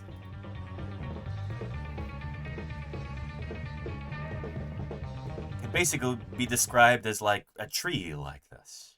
Different branches have different organisms on them. They split from common ancestors. This is like a thought experiment that we can use to try and visualize. Oh goodness, I can't see, Sweetie Pie. This is really not what paleontology is like. Outburst TJ. Generally, it's not. You know, generally, it's not as cat-centric. If you're feeling as a bit this, cheated, you know? try blaming the dinosaurs. Yeah, and thank you, Hogan, for the 100 bits. I appreciate that. Yeah. Oh, Sweetie Pie. Yeah. Oh, you're rubbing up on the camera. You love the camera. You love the camera. Yeah. Here. Oh, hang on. Bet Medler, thank you for the 21 months of support. I really appreciate that. Thank you, Bet Medler. Let's see how close we can get. Let's journey into the mind of Sweetie Pie.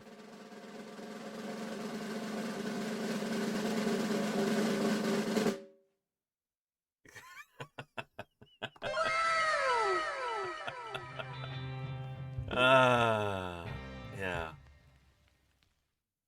Anyway, good. Oh, pushing on the camera, sweetie.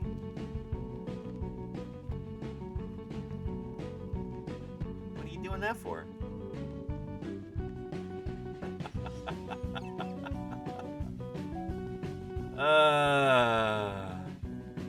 Yeah.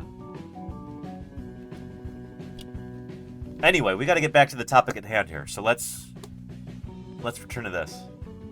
The history of life as a tree, with species gradually evolving into others over millions of years, producing new branches and twigs, a process that gives rise to all the variety of life, from bacteria to Darwin's finches to ourselves. But intelligent design takes a different view, as the movement's own literature shows. Intelligent design teaches a history of life in which organisms appear abruptly, are unrelated, and linked only by their designer. Yeah, What's really being advocated is the idea that organisms poofed into existence through the miraculous act of an intelligent designer, i.e. God. That's the view that intelligent design promotes. So how can scientists be so sure Darwin's tree accurately represents the history of life on Earth? Well, shoot, that's where we paleontologists come into the picture here. Sweetie Pie, you're right in front of the camera. Here. Can I grease the wheels a little bit here? Kevin M., thank you for the 100 bits. I appreciate those 100 bits, Kevin M. Thank you, thank you. We've got a hype train going here. Beautiful. We're almost up to a level 1.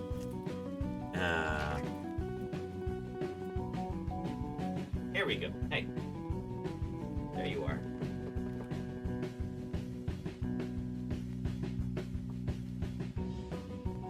Eat those treats. If you're feeling a bit cheated, try blaming the dinosaurs. And Maximus, some treats for me too. Thank you for the 100 bits. I appreciate that very much. Thank you, thank you. Good stuff. Yeah.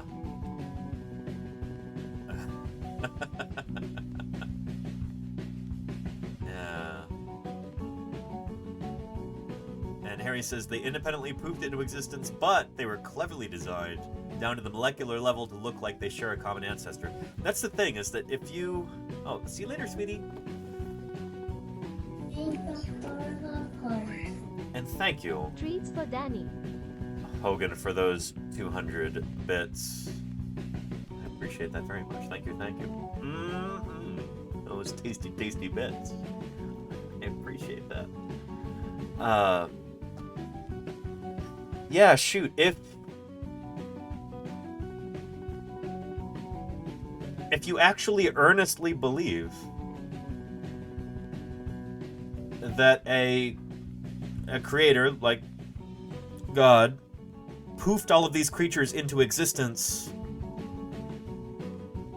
magically, then you essentially don't believe in any kind of you essentially would have to believe in a trickster god, you know? Because that would mean that he created each of these creatures specifically at a molecular level to look exactly like animals that share common ancestors. And that would mean that basically he put all of these fossils in place in order to try and trick us. And I don't know about you, chat, but just about... I don't know if I would trust somebody who believes in a trickster god like that. You know?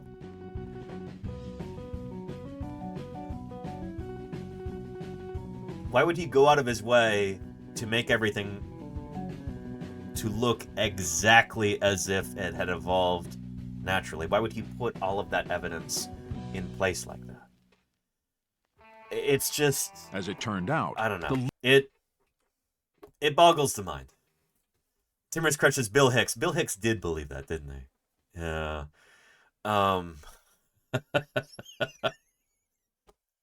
Interesting philosophy that Bill Hicks had. I agree with some of it. But yeah. Yeah. accurately represents the history of life on Earth. As it Tuesday turned he was out, bored, the says latest in Merriman. a large body of evidence to refute intelligent design and support evolution was coming to light just as this case was unfolding. Yep. Old friend Tiktaalik being discovered here. Here, I'm gonna be right back. I remember thinking to myself when all this was going on, where do they get a load of this? Because it's just so beautiful.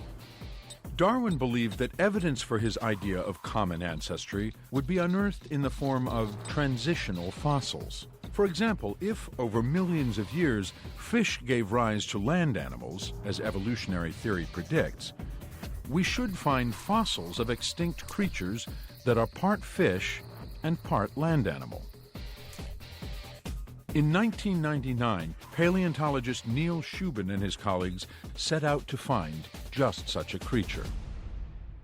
What evolution enables us to do is to make specific predictions about what we should find in the fossil record. The prediction in this case is clear-cut. That is, if we go to rocks of the right age and the rocks of the right type, we should find transitions between two great forms. Gigantic dinosaurs attacking our boy! Johnny Kilo. What? Thank you for the follow. Welcome to Paleontologizing. Right age. So what was really, really cool is that this is a beautiful example of testing an idea in science.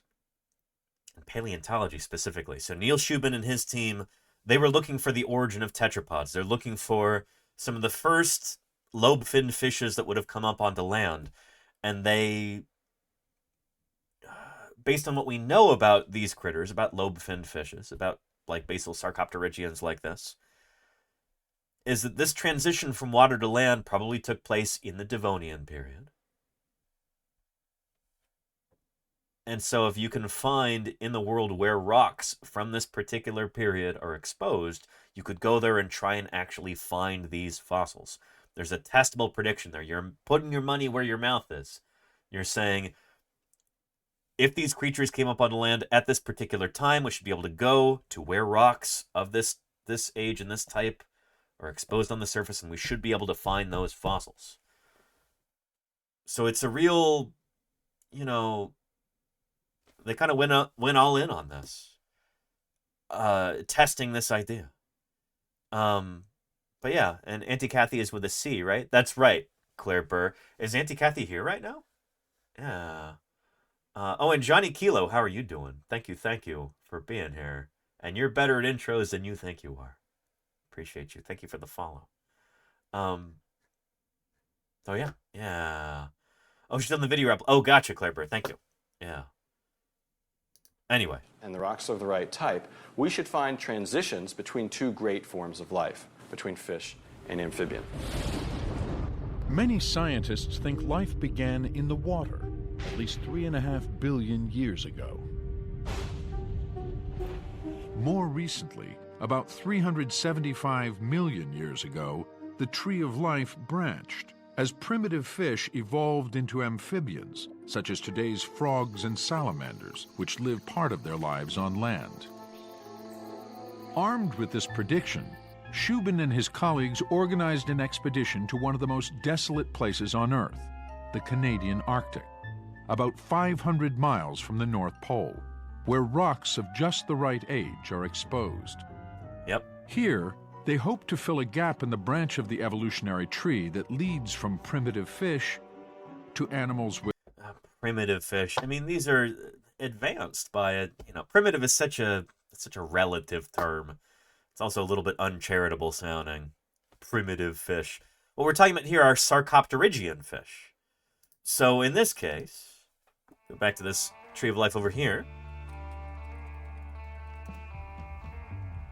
Go to the lobe-finned fishes, including tetrapods. There we go. Primitive fish barely had I know, right, Jody Fish? Yeah. So these are advanced fishes, I guess. Yeah, lobe-finned fishes, including tetrapods. We know that tetrapods, these are animals that have bones and they have limbs. They group together with lobe-finned fishes. Lobe-finned fishes also have bones, and they have fins that look very much like limbs. Critters like the coelacanth and lungfishes. And we had a lot of fossils that kind of went in between there. But the thing is, the more missing links you find, the more gaps you create. If you have lobe-finned fishes and you have tetrapods, it's like, well, what's the missing link? Like, oh, well, I guess that's Ichthyostega. It's like, oh, well, but once you have that there, instead of one link missing, suddenly you have 2 links missing. Where's the link between Ichthyostega and the lobe-finned fishes and the tetrapods? Oh, well, we have Acanthostega. Oh, well, now, shoot, you've got 3 missing links. Once you start filling them in, you just have more and more and more missing links. That's why there's a lot of reasons why I dislike that phrase. It's very misleading in a lot of ways, but the more data points you have, by definition, the more gaps you have in between. And so we've got this beautiful spectrum of different critters like that. Infinite problem. It is kind of like Zeno's paradox there, Radical Static, if you're familiar with that. But yeah.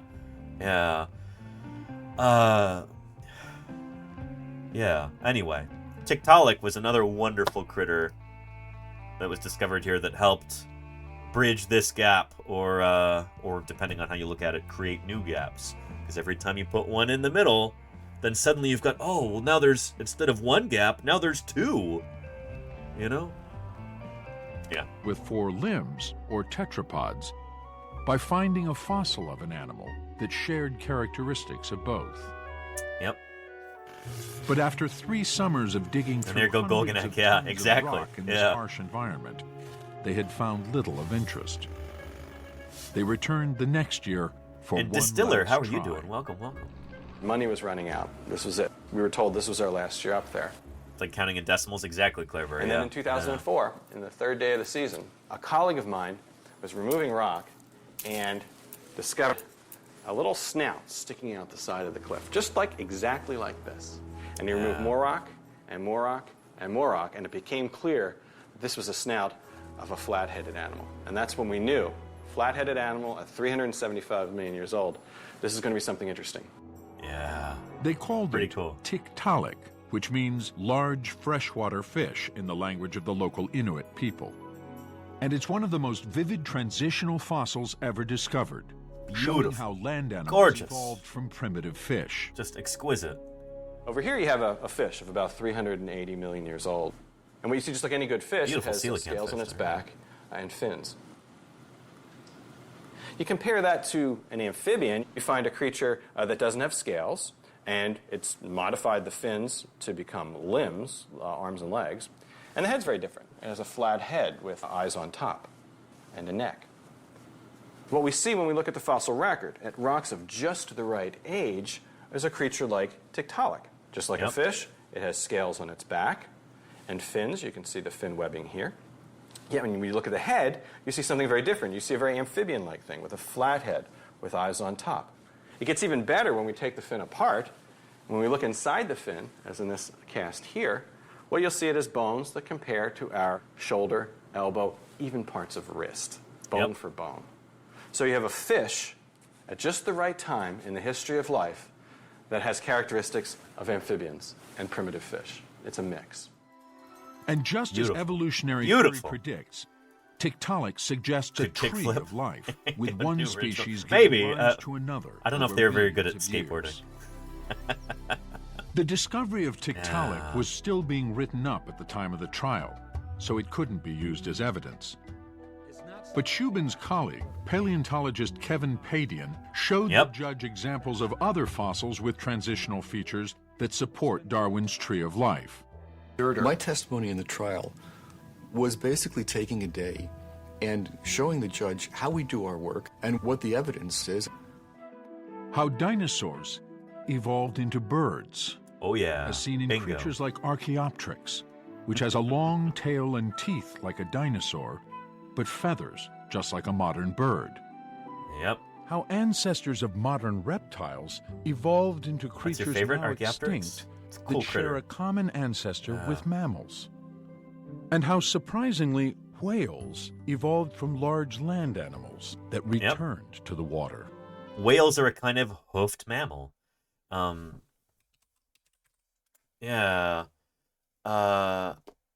Yep, that's it right there.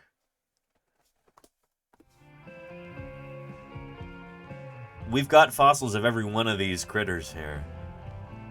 All at the right time, leading up to our modern whales. It's pretty cool, and I wish this stuff were taught in schools.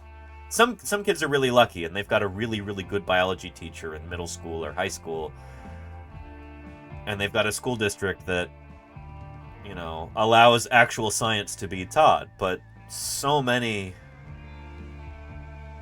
situations across the U.S. where this sort of thing doesn't get discussed. Because, I don't know, you've got very incurious people who they're not happy about the idea of science like this. They don't want this taught in schools, and they basically keep it out of the schools. It's really frustrating. Yeah. But yeah. Anywho. But yeah. And that does sound like fun, Dinosaur Dave. Cool. I'm glad your trip has been going well and been having fun on Mastodon. Nice. But yeah. And somebody had a question about what is to say that we are not dinosaurs, T-Matrix? Oh, we're from a very different branch from dinosaurs. We're mammals. As mammals, we've got a lot of features that dinosaurs didn't have, and dinosaurs had a lot of features that we don't have. This is, you know, basically what we as paleontologists do, is we try and figure out the history of life on Earth, try and figure out the biology of these different animals and who's most closely related to whom. In order to be a dinosaur, you have to have evolved from this ancestral dinosaur here.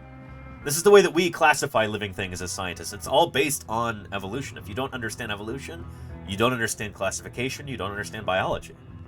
I would argue you don't understand science. But, yeah. Because groups have common ancestors, and that's why they are groups. Like, by definition, that is what a clade is. It is the common ancestor and all of its descendants. That is a clade. A clade is like an evolutionary group of organisms. Birds up here are dinosaurs because we can trace their evolution back to dinosaur ancestors. Crocodiles over here are like cousins to dinosaurs, but they're not quite dinosaurs themselves. They evolved from some of the early ancestors of dinosaurs, but they branched off before. They're on a separate branch over here. Does that make sense? Pterosaurs, likewise, the flying reptiles, aka pterodactyls. These guys aren't quite dinosaurs. They're very close, but they're on a different branch. They split off before the first dinosaurs evolved. We mammals are way over here. So mammals are on a totally different branch from the reptiles. When you had the first amniotes that evolved, the first, like, egg-laying land animals, egg-laying land vertebrates, they immediately split, it seems, into the reptiles and the mammals and their relatives. The sauropsids and the synapsids, respectively. So we, as human beings, are a kind of mammal. You know, mammals, some of the things that kind of, they're clues that you are a mammal is like, well, you have fur or hair, you're warm-blooded, although there's a lot of exceptions to that. You feed your young with milk. All mammals do that. Those are things that we inherited from our mammal ancestors. We are mammals not because we have hair or because we feed our young with milk. That's not, in a strict sense, why we are mammals. It's the other way around. We do those things because we are mammals. Because those are traits that we inherited from our mammal ancestors. So it's kind of putting the cart before the horse to say, oh, well, you're a mammal because you're warm-blooded and you have fur or hair and you feed your young with milk. No. You do all those things because you are a mammal. Does that make sense? Yeah. It's the ancestry that's actually important when we're classifying living things. All those traits are good clues, and they can point to that ancestry, but the ancestry is what actually matters in that sense. Is that making any kind of sense? Yeah. I hope so. I feel like we talk about this every day on this channel, but it's because it's important, and like, this is one of the most basic ideas in all of science, and it's just not... It's not being communicated to people. Shoot, we got onto this because of this jabroni. Yeah. Shoot. Back to this. Amoeba? No, there's not. There's no chain in the fossil record of that at all. And that's why you don't actually hear people, you hear them make reference to evolution because the theory of adaptation is clearly, obviously true. But Darwin's theory's totally, that's why it's still a theory almost 200. One of the most ignorant things you could possibly say. That's why we're talking about this. For those of you who just waltzed in. Yeah. Yeah. Anywho. Tradoon. But yeah. Yeah. And Mushrooms or Jazz says, how much of the tree of life is mapped genetically? So for this tree here... Let's jump to humans, and then we'll jump to all life. For this one here, nearly all of it is mapped genetically. In fact, I think that might be the basis of this entire tree. Is genomic, is mapping genes, looking at the DNA. That's how you create this. Because this tree is all living creatures. There's very, very, very, very few extinct creatures on this tree. There's probably like 10 or something. And there's like hundreds of thousands of other species. And we can map them out genetically. We can look at their DNA code and we can tell who is more closely related to whom based on the similarity of their DNA there.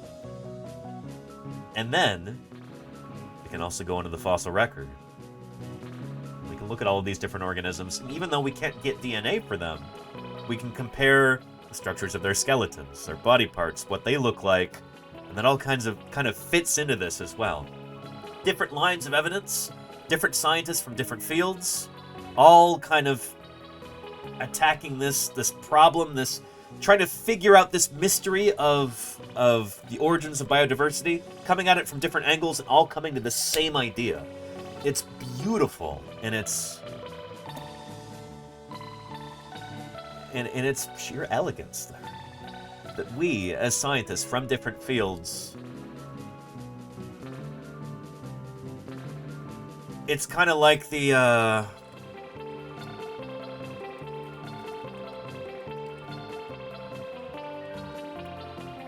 you know, the parable of the blind man and the elephant. All feeling different parts of the elephant, not knowing what is, coming to different conclusions, except we as scientists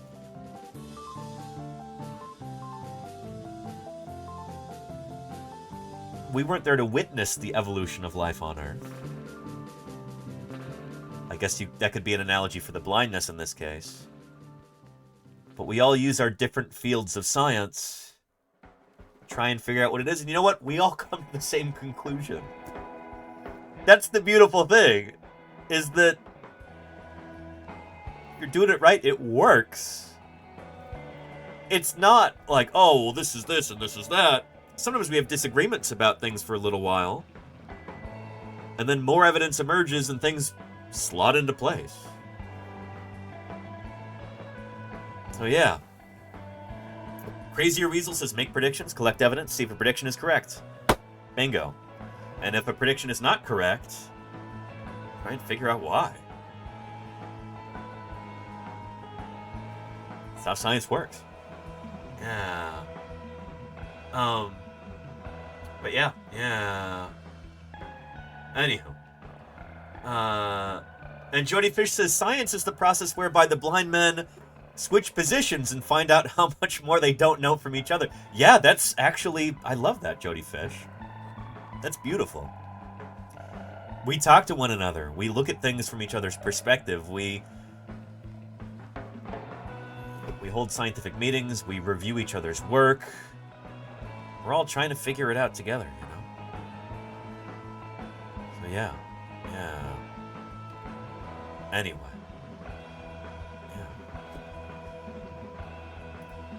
Back to this. And where the pandas book says we can't go from A to B, there are no fossils and we don't know how to study them. Actually, we've gone from A to B and to C, D, E, F, and G. I mean, that's kind of what Tucker Carlson was saying in that interview, is like, oh, well, there are no fossils and we don't know how to study them. That's essentially what he's saying here. 100 years later, you know, no. And that's why you don't actually hear people. Sure.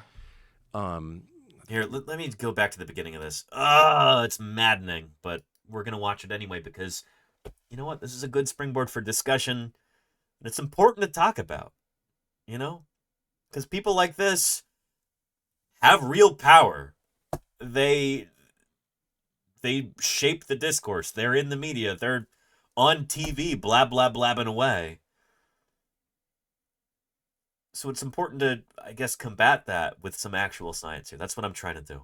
You know, cares about you. You're important to the people around you. But if we don't think people are important, then what do we think is important? I guess that's what I'm saying. Not necessarily that we don't think people are important, but if evolution is real, and if there is this constant, it real?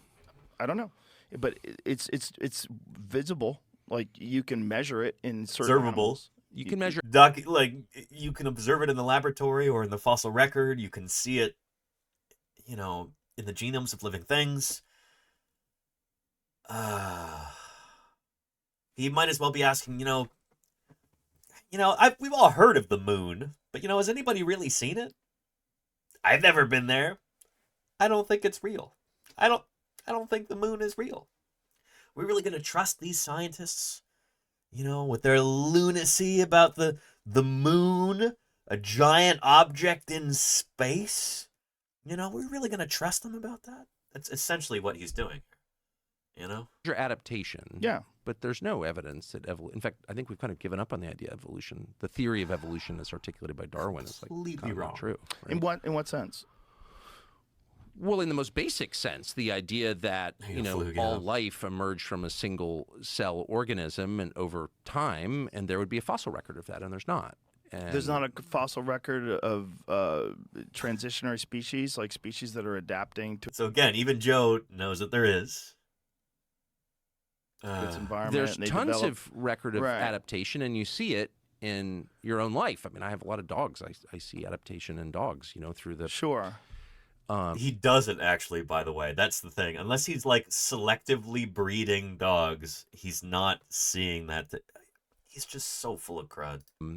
Litter to litter. But, no, there's no evidence at all that, zero, that, people...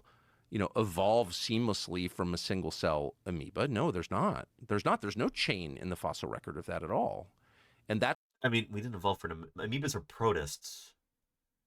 They're on a separate branch from us as eukaryotes. Again, just incredibly ignorant. What a scumbag. That's why you don't actually hear people, you hear them make reference to evolution because the theory of adaptation is clearly, obviously true. But Darwin's theory's totally, that's why it's still a theory almost 200 years later, That's not why. And we're going to get to that in a bit, too. The word theory means something completely different in science from what it means in everyday parlance. I don't know if he's just not bright enough to understand that, or if he's lying. I think at the end of the day, like I said, it doesn't really matter. I don't think he actually cares about what's true. He's just a guy who talks and gets paid an obscene amount of money to do it. The idea of truth, I think, is something that he doesn't actually care about.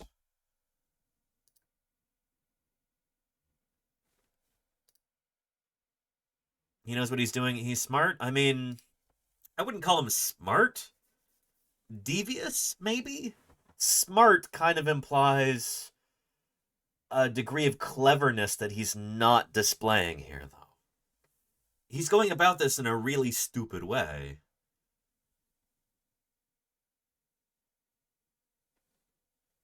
Yeah, I don't know. No, we've not found that at all. And I can't even guess. I mean, I have my own theories on it, but they're not proven. What are your theories? God created people, distinctly, and animals. I mean, I think what every person on Earth thought until the mid-19th century, actually. Right. And that's very much not true. I mean, an anthropologist here to speak about, different creation myths throughout human history, but it's just an incredibly ignorant thing to say. Goodness. Right, but it's not a new idea. They didn't have. That's the way he laughs? Oh my goodness. Is he doing a character, or is that genuinely how he laughs? How is this man on TV for so many years? Person on Earth thought until the mid-19th century, actually. Right, but it's not a new idea. They did. Oh. What is wrong with him? I thought he was a TV personality. He was like a big-time host on Fox News, right? And that is how he laughs? That's not like an affectation or something? This is just getting weirder and weirder. I don't know if I actually watched this part the other day. I must not have. I should have, just to make sure that this is okay language-wise. I guess I didn't. That's genuinely shocking. Mid-19th century, actually. Right, but it's not a new idea. They didn't have computers. They didn't have a general understanding that we have today of the process. Do you think we understand more now? Yes. Really? You don't think that we understand more today? We understand way less. Oh, hang on. They didn't have computers. They didn't have a Joe's general right about understanding this. that we have today of the process. Do you think we understand more now? Yes. Really? You don't think that we understand? Is he going to actually claim that he doesn't think that human knowledge has advanced in the past 200 years? Is he legitimately going to claim that? More today? We understand way less. We understand so little that we're actually sitting here allowing like a bunch of greedy, stupid, childless software engineers in Northern California to like flirt with the extinction of mankind. What? Oh, shoot. That's like some white nationalist dog whistle stuff right there. I forgot. This guy has got like some hardcore Nazi sympathies too. Yeah. Wow. Oh, boy. I forgot about this. Shoot. Yeah, he's like straight up a white nationalist, this guy. Yeah, shoot, Tucker Carlson. I forgot about this. Back when I lived in Montana, I used to work at an auto parts store. And I had some coworkers there who were like straight up white supremacists, like neo-Nazi people. Oath keepers, militia members, the whole shebang. And they used to talk about how much they love this guy. Like, yeah, he's really speaking to us. It's wild. Yeah. But again, this is so incredibly frustrating too that like, I don't know. I get so frustrated with Joe Rogan because he seems like he has a good heart. He's extremely gullible, and he just has these absolute charlatans and crooks, con men, and basically like white nationalists on his show. He's got one of the biggest media platforms in the entire world. I don't know how many people watch him or listen to his podcast, but I don't know. As somebody who does science outreach 5 days a week with, small audience like this. There's a certain degree of responsibility that comes with that.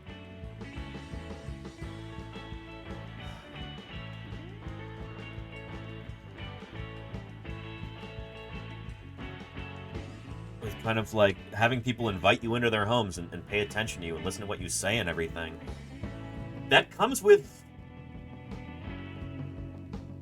I think, a duty to say what is true and to be careful about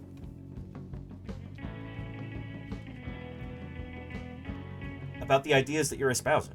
You know, you got to make sure that it's worth people's time. This is not worth anybody's time. This is garbage, dog water. Hey, this poor guy, he's like everybody's, you know, he's so out of his depth. This poor old man, he's just like, he's fumbling grandfather. Old man Rogan getting tricked again. It makes me so sad. Yeah. Anyway. He's no poor guy. I mean, I'm talking about in an intellectual sense, I guess, Dame Karen. You know? Money isn't everything. Yeah. And Wasdoku says, I think there's a lot of value in this. I mean, if Joe Rogan were a better interviewer, or if he actually knew what he was talking about more than he does, I think this would be better. But he's kind of letting this guy just run roughshod over him. And the thing is, there will be more people in Joe Rogan's audience who agree with Tucker Carlson or are convinced by him. Because Joe Rogan is just like, basically hands off like, oh, you know, whatever you say, I guess. You know? He's not challenging him at all. If I didn't think that he were kind of dumb, I would say he's being a coward. But no, I think he's just... he's not very bright. That sucks, you know? Yeah. He clearly pushes back in this? Not nearly hard enough. Holy cow. No, and the thing is, I think that's something that a lot of people don't understand is that, like, giving a platform to wackadoos like this, that's 99% of it. You know? Even if he did push back a lot, it would still be questionable. But he basically lets him say whatever. But the paleontologist field isn't narrow to what we understand. Yeah. MarkDead44, thank you for the follow. Stretch our understanding to try and take in the universe. Welcome to Paleontologize. Thanks for clicking that follow button. So yeah. Anyway. Lucid Dream says Joe only gives his opinion after the show is over. Does he, though? I never hear that. I feel like the whole thing is meant to be entertainment or on some level thought-provoking. And so if you're waiting until afterward when you don't have an audience, or don't have anywhere close to the same audience, afterward, it's not really doing the same job, you know? I'm not trying to tear down this poor guy here. He's in way over his head. But yeah. And Ricadactylus says, yes, deplatforming works. I mean, that's the only thing that works. Yeah. I don't know.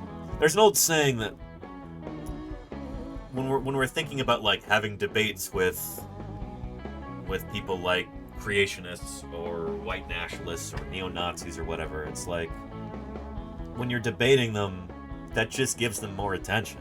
It gives them, even if you absolutely trounce them in a debate, it still gives them a platform that they otherwise would not have had. And that's usually a net negative. Maybe it was Abraham Lincoln who had this old saying. It might be apocryphal. It's like, you know, arguing with insert, you know, unsavory person here, white nationalist, Nazi, creationist, whatever. You know, arguing with them is like wrestling with a pig, you know? At the end of the day, you both get dirty, but the pig likes it.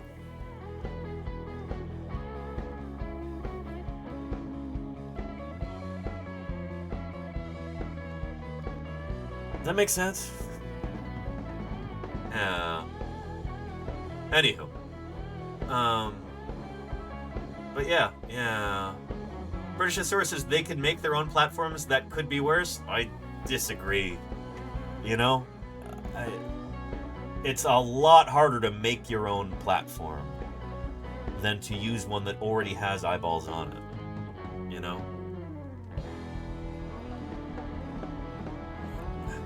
Yeah. And, you know, things are finite. There's not room in the world for a million different platforms. He could have had an actual scientist on to talk, and he's done that before. He's had like Neil deGrasse Tyson on a number of times, but he's also had flat earthers and creationists and various other weirdos on there. Yeah. So on a certain level, I think it is kind of lazy to just be like, well, you know, we're just sharing ideas here. It's like, yeah, but you're making choices about which ideas are being shared. Hop to that. Admit it, you know? Don't just wash your hands and go like, oh. Yeah. So I don't know. Yeah. And there you go, Narvin, yeah. They've tried to make their own platforms and they usually fail. Because there's been several Twitters. Yeah, and the main one is also failing right now. Oh boy, that's another story. But yeah. And Blue said Dream, this is very true. The Rhacodactylus might know about this, but there was a study that came out a while ago about, was it anti-vax content, I think, on YouTube? And they were calculating how much ad revenue the YouTube platform was making off of this, and they were suggesting that that was one of the reasons why YouTube wasn't really cracking down on it. It's like, well, it makes money for them, even though it's immediately and directly harmful to people. So yeah. Anyway, the paradox of tolerance, yeah, exactly, static life photo. You tolerate intolerance, and suddenly the intolerant rise to power, and then they're not tolerant of anybody. So yeah. But anyway, yeah. Anyway. And Wadoku, I don't know. I've never been able to sit through a whole Joe Rogan episode. I find them so tedious. It's like, I don't know. Even when he's talking to somebody like Neil deGrasse Tyson, I always feel like my time could be better spent doing something else, you know? Yeah.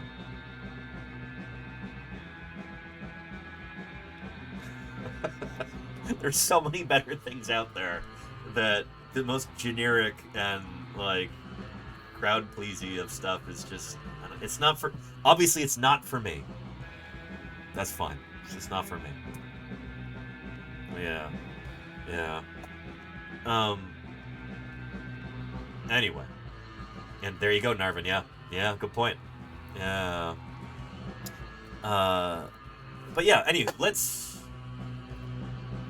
get back to this right here. And let's talk a little bit about evolution and why this stuff isn't taught in schools sometimes. But yeah. Better things like paleontologizing terms. I'm not gonna say that. I have to be here, Wadoku. I don't know what all you people are doing, but I appreciate you being here. And we don't know how to study them. Actually, we've gone from A to B and to C, D, E, F, and G. Yeah, here. Share a common ancestor with mammals. And how surprisingly, whales evolved from large land animals that returned to the water. And wait, Britishosaurus says it proved that just showing data to the public from a trustable source is valuable. Much of the public can work it out for themselves. UK Gov Plus report. Well, I don't know how things go in the UK, but that's definitely not here in the US. It doesn't work that way. And I think the very existence of, you know, the internet, Wikipedia, for instance, kind of shows that that's not the case. Here in our modern age, anybody with internet access has at their fingertips almost the sum total of human knowledge. Yet people still have crazy, bonkers, loco for Choco Puffs beliefs about things that are demonstrably false. it's not just about access to information, and it's not just about, like, oh, we'll let people decide for themselves. I think we have more of that than we've ever had in the past, and it doesn't seem to be going well. I don't have hard data on this. Rhacodactylus, you probably... This is up your alley, I'd imagine. But, you know... weirdo conspiracy theories and, like, the moon isn't real and reptilian aliens run our government and blah, blah, blah. It seems like there's more people who believe in stuff like that than have ever done in the past. Anecdotally, that feels true. I don't know if it is. I'd actually really be curious to see some numbers on that. Is misinformation actually on the rise there? Or is that just something that feels like it's true? But if it is on the rise, again, I'd like to see numbers, then that's really troubling. It would imply that just having more information at people's fingertips doesn't actually improve things. That there needs to be kind of a filter there, you know? And just letting the profit motive govern everything the way that it does typically on the internet now, that's a recipe for disaster. Look at Wikipedia, for instance. It's like one of the few websites on the internet that has actually consistently gotten better over the years. It hasn't become incredified, to kind of make that term a little bit more PG rated. Again, try and keep our language family friendly here to the extent that's possible on this channel. But Wikipedia does not have to sell ads, and so you don't have this kind of general incredification where you just have to draw more and more eyes all the time, you know, with more and more sensationalistic stuff, or stuff that pushes people's buttons, stuff that's controversial, stuff that outrages people in the same way that other platforms have done. Since they don't advertise and everything's through donations, you don't have those perverse incentives there. And so generally, the information is much better on a place like Wikipedia than any other random place that you could pick online. Especially for dinosaur science. Holy cow. People ask me all the time, Danny, like, what's the best book that I can get right now on dinosaurs to learn everything there is to know about dinosaurs? And I might have a couple of recommendations, but I always say the best resource that's out there is free to everybody. It's Wikipedia. Dinosaur Wikipedia is incredible. It is the most up-to-date, which is important because dinosaur science moves so quickly. It is the most up-to-date, most comprehensive, most easily understandable resource that there is. I cannot say enough nice things about, you know, the dinosaur section of Wikipedia. It's phenomenal. Yeah. Anyway. But yeah. And Z Black Rider says Wikipedia is fine for some subject matter, but not others. Sure, yeah. The only thing I really have enough expertise in to say whether or not something is really good or really bad is dinosaur paleontology. That's the only thing that I could be considered like a true subject matter expert on. And it's pretty stellar. Yeah. Maybe that's just because dinosaurs are really cool and you have a lot of people who love to volunteer their time to edit the dinosaur part of Wikipedia. They're really excited to do that. Maybe that's not true for other subjects. Very well might not be true. But for something that... The only thing that I am like... I feel comfortable evaluating... It's fantastic. It's got my seal of approval for sure. Yeah. Mushrooms or Jazz says, oh yeah, name every dinosaur. I mean... I know you're, saw the kappa there, but still. This is the best comprehensive list of dinosaur genera ever compiled. And it is still growing every day. There are about 2,000 different species, genera of dinosaurs that have been named. I say species and genus pretty much interchangeably because most dinosaur genera are monospecific. So when we say a dinosaur genus, that's generally equivalent to like a species. Most dinosaur genera only have one species in them, so it's like genus is roughly equivalent to species for most intents and purposes. Oh yeah, yeah. So anyway, yeah, there you go, Diagonal. Yeah, Dinosauria. But yeah, yeah. That's a lot, says Mushrooms Are Jazz. Yeah, we're only in the ends here. There's the O's. Oh yeah. Oh yeah. Yeah. So anyway. But yeah. Yeah. You have to name them in a rhyme, says you Black Rider. That's the thing, is that like so many of them are getting synonymized or split, or any comprehensive list of dinosaur genera is going to have to change just about every week. Or something along those lines. Like, all the time. Because dinosaur science is constantly changing. We're constantly finding new things out. Discovering new species, new genera. You know, maybe sinking old species or old genera. Publishing new papers on dinosaur paleobiology and phylogenetics. And stratigraphy, everything else. Oh yeah. Yeah.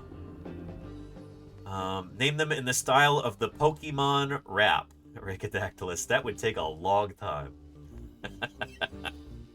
Yeah. And Kevin M says science in general tends to change, which some people find difficult to accept. Yeah. Yeah. That's a good point. Yeah, here, let's... And where the Pandas book says we can't go from A to B. Oh, yeah, or Tucker Carlson says we can't go from A to B. There aren't any fossils and we don't know how to study them or whatever. There are no fossils and we don't know how to study them. Actually, we've gone from A to B and to C, D, E, F, and G. We have the fossils, we have the transitional features, we have the ways of analyzing them with many different lines of evidence, and we're looking for the picture that accounts for the most lines of objective evidence. With each fossil, Padian refuted Panda's claim that different life forms appear suddenly by showing how fossils of extinct organisms... The Pandas thing is a reference to this book right here, sent to me from very generous chatter. This is like a creationist textbook. This is what kind of like started that whole court case, is that creationists were trying to get this introduced to a public school classroom.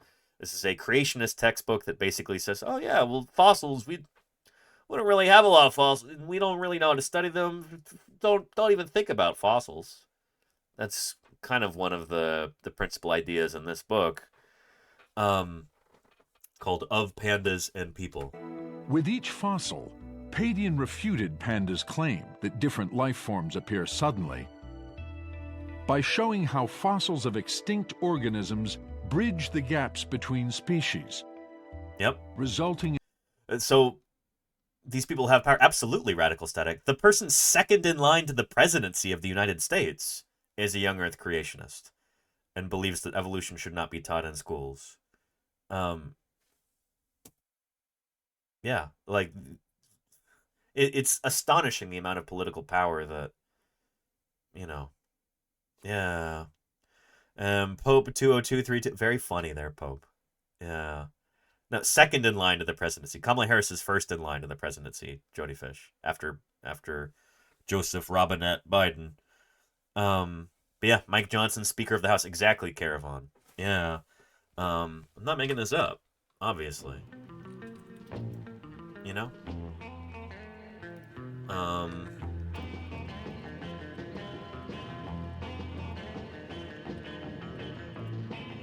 Yeah.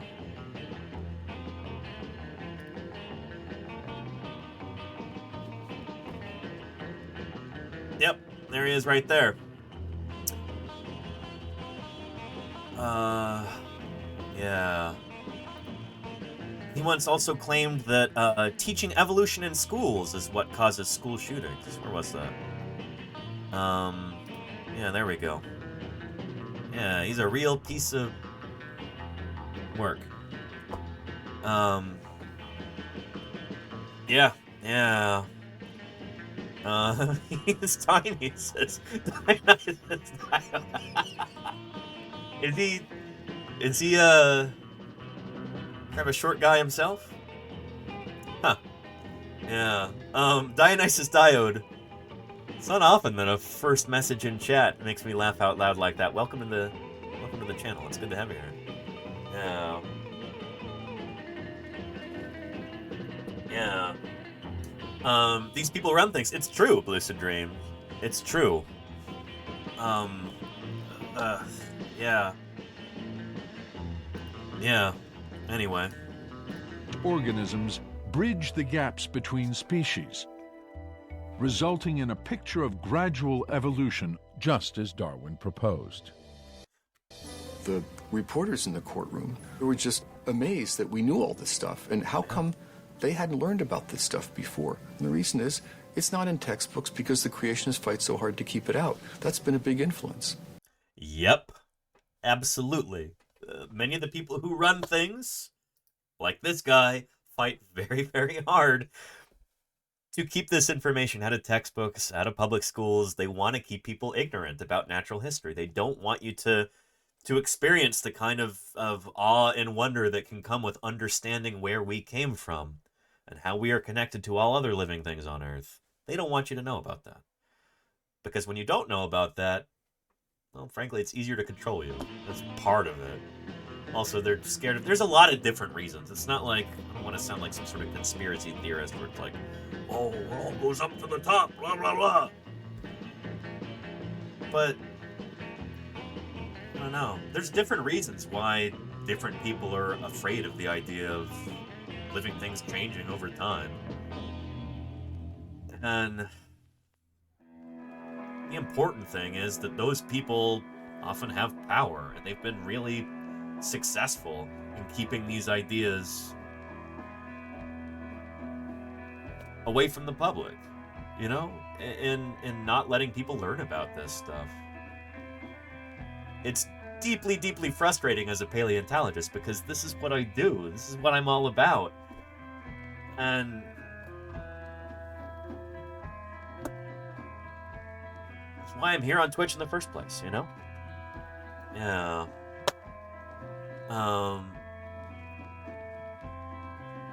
And Tricky Boat, really? They phoned the... Boy. They called your parents hoping they might punish you. I hope your parents didn't, Tricky Bobbas. Sounds like we would have been friends as kids. But yeah. Yeah. Anyway, Rhacodactylus had a good point here. Also worth highlighting is that Christopher Rufo, yes indeed, who is leading the charge of anti-critical race theory. Yeah, that whole CRT thing was his doing. And then anti-diversity on college campuses was a fellow at the Discovery Institute. Yes, indeed. He's got an agenda that is motivated in part by creationist ideology. Yep. Yeah, and like Christian dominionist ideology as well. Yeah, it's an unsavory character. But yeah, he worked at the Discovery Institute. He might still be a fellow there, actually. So it's crazy, like, how much this kind of ties into, like, the super fringe right-wing stuff in the U.S. Stuff that used to be super fringe. Unfortunately, it's kind of taken over one of the two major political parties in the U.S. But yeah. And Oscar Jr. says, my Catholic high school taught evolution. That's the thing, Oscar Jr.'s, yes, is that, generally speaking, in the United States, the kids who usually do learn about evolution are the kids who go to Catholic school. You can't... Well, you generally won't get taught about evolution if you go to, like, I don't know, a lot of Protestant religious schools will not teach it. A lot of public schools won't teach it either, depending on the proclivities of the individual teachers and the school district and all that stuff. Generally, the place that you as like an elementary or middle school or high school student will learn about evolution is in Catholic school. And yeah, there's a lot of, there are a lot of Catholic evolutionary biologists, paleontologists, people like that. So yeah. Anyway, so yeah, privileged students get that opportunity. Exactly, Radical Static. Yeah. If your parents have the money to send you to, a tuition-based school like that. But yeah. But yeah, and Rhacodactylus says that's part of why some evangelical Protestants openly do not consider Catholics to be real. Exactly. Yeah. So yeah. Musa says the U.S. school system is so alien to me. It's wild over here, It's wild. Darwin proposed. Yeah. The reporters in the courtroom were just amazed that we knew all this stuff, and how come they hadn't learned about this stuff before? And the reason is, it's not in textbooks because the creationists fight so hard to keep it out. That's been a big influence. The court took a break, and I remember the judge saying something like, biology class adjourned, for lunch. And he was, smiling, and it was clear that we had the judge interested in science. I'm a professor of integrative biology. Lawyers for the parents may have impressed the judge and reporters. But many in Dover wondered, why is evolution taught as fact if it's just a theory? Oh, I was hoping this part would come right after this. I don't have to go hunting around to find it, because this is really important. And you hear this all the time. We heard it from, from Tucker Fancy Pants Carlson.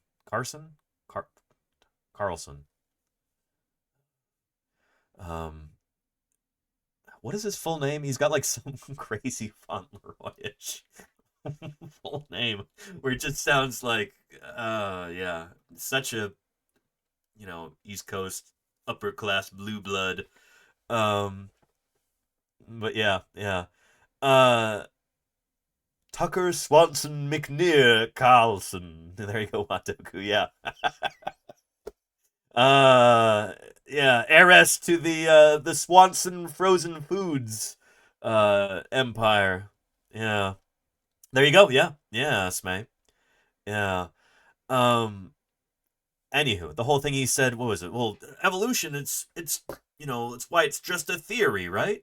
Where does he say that? Adaptation, and you see it in your own life. I mean, I have a lot of dogs. I see adaptation in dogs, through the... Sure.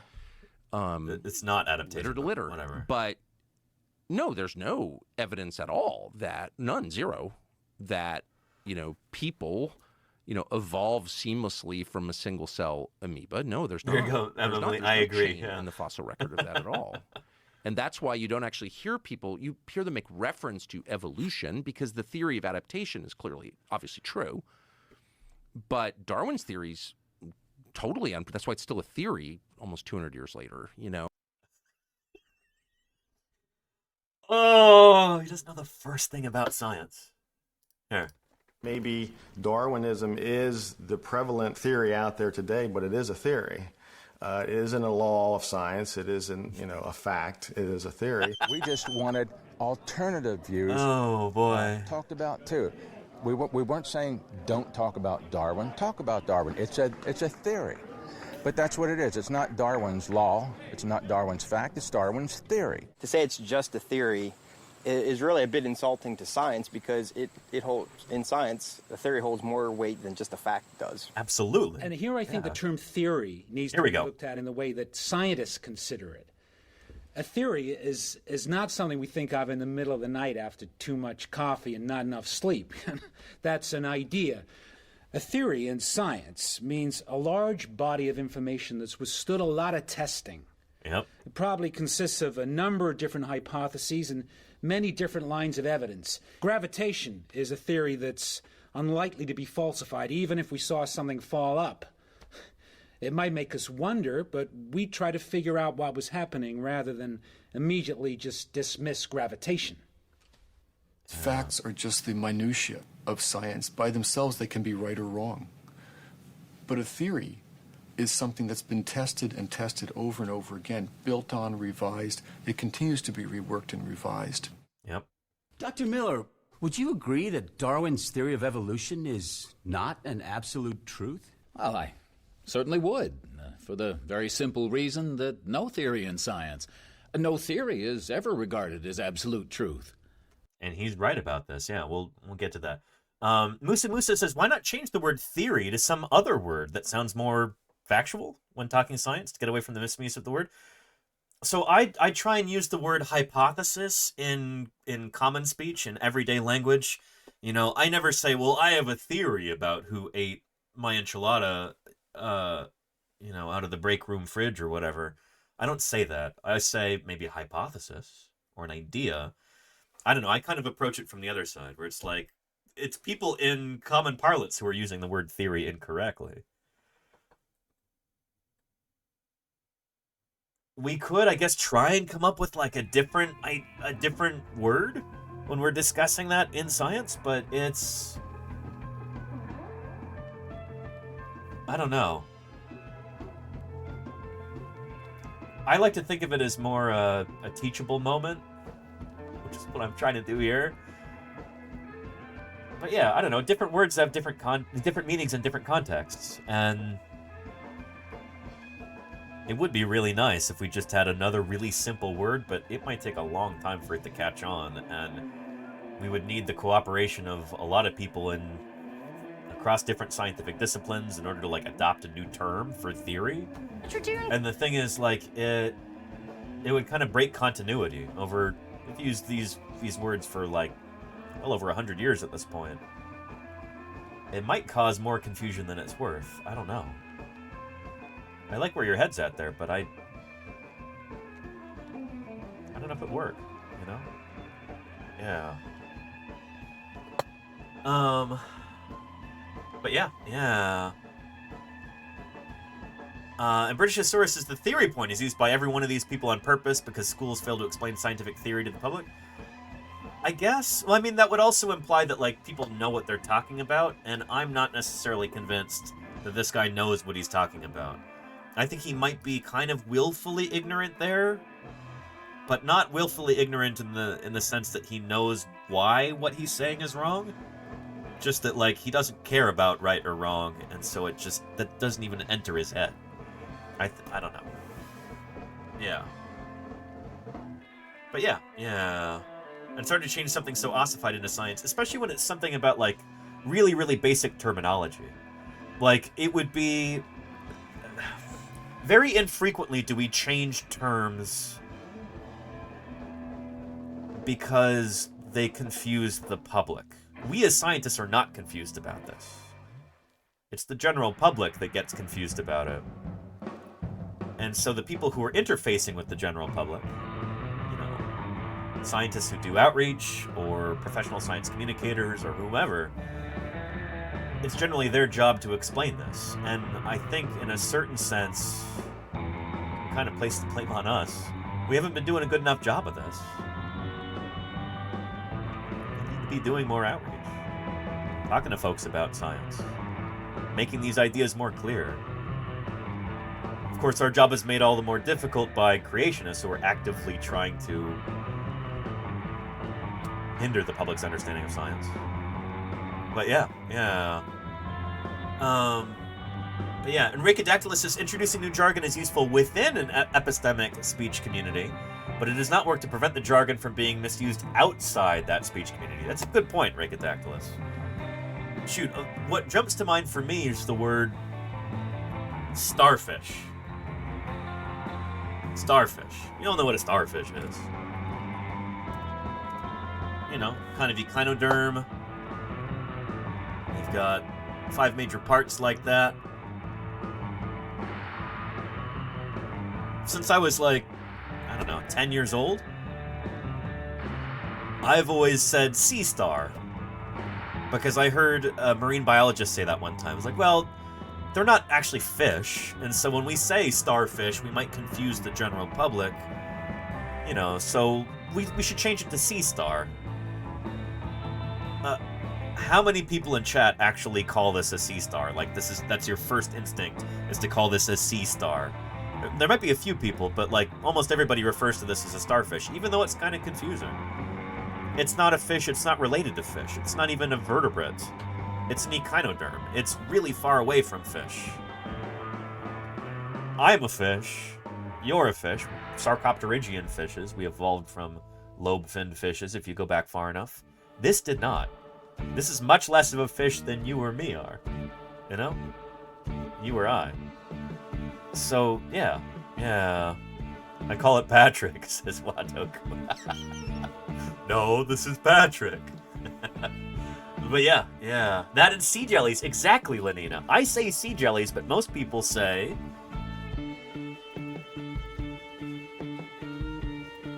Most people say jellyfish in reference to these critters. In fact, you go to Wikipedia, also jellyfish. You go to the Monterey Bay Aquarium website. Actually, do they call them jellyfish or sea jellies? Here.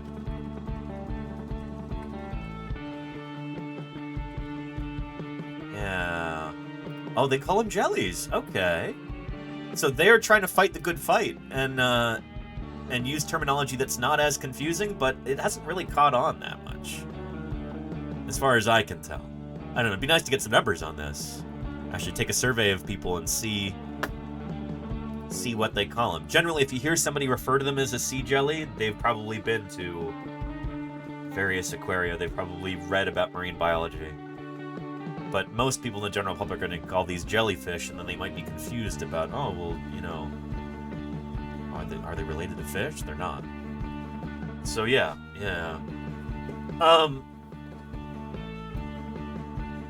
Anywho, yeah. And Kevin M says fish equals anything that swims in the ocean. Yeah. Like elephants. They swim in the ocean sometimes. Moose will do that. Yeah. But yeah. And it's hard to force language to change by design. Exactly, Caravan. That's a good point. Yeah. But yeah. Anywho. The idea of, like, theory versus... I don't know. We know what we mean when we say theory in science. It's the general public who often aren't up to date on that. They don't have that info, and that's up to people like me to try and fix that. So here we are, you know? Yeah. You learned anything that orca eat moose? Yeah, Ongoy. I think moose parts have actually been found in orca stomachs before. Yeah. Up in, like, the Pacific Northwest. Anyway. Let's go back a little bit. It's unlikely to be falsified, even if we saw something fall up. It might make us wonder, but we try to figure out what was happening rather than immediately just dismiss gravitation. Yeah. Oh, and gravity makes a good point. From a Spanish language background. I say medusa. Yeah. No fish term in Spanish. Also, it's estrella de mar, which is sea star. Nice. Yeah. Yeah. Cool, gravity. Cool. Yeah, medusa is the... Shoot. That is a term in, Yeah, jellyfish, also known as sea jellies, are the medusa phase of certain gelatinous members of the subphylum Medusazoa, which is a major part of phylum Cnidaria. So Spanish is, less confusing than English in this regard. That's cool. I'm gonna remember that, gravity. I'm gonna remember that. That's neat. And Wadoku says, in German, the word for jellyfish... I'm gonna butcher this. Is it Quale? Quale comes from aufquellen, to swell. Oh, neat. Yeah. And Diagonal says, Medusa is the free swimming stage of the life cycle. The stage attached to the ocean bottom is the polyp. Tradoon. These guys have a sessile stage? I didn't know that. It might only be certain taxa that have that. But yeah. Pronounced it correctly? Oh, thanks, Wadoku. I don't have any background at all in German. majority German I've ever heard has probably been in like Indiana Jones and World War II films. Probably don't want to repeat a lot of that. But yeah, you have my back. I appreciate you, Wadoku. I appreciate you. Glad I didn't embarrass myself there more than necessary. I have your back. I appreciate that, Wadoku. Yeah. Oh, Das Boot is a World War II film, British Asura. Yeah. Great film. Yeah. Yeah. Anyway. Back to here. Are just the minutiae of science. By themselves, they can be right or wrong. But a theory is something that's been tested and tested over and over again, built on, revised. It continues to be reworked and revised. Dr. Miller, would you agree that Darwin's theory of evolution is not an absolute truth? Well, I certainly would, for the very simple reason agree. that no theory in science, no theory is ever regarded as absolute truth. Hear, hear. We don't regard atomic theory as truth. We don't regard the germ theory of disease as truth. We don't regard the theory of friction as truth. We regard all of these theories as well-supported, testable explanations that provide natural explanations for natural phenomena. Should we regard Darwin's theory of evolution as tentative?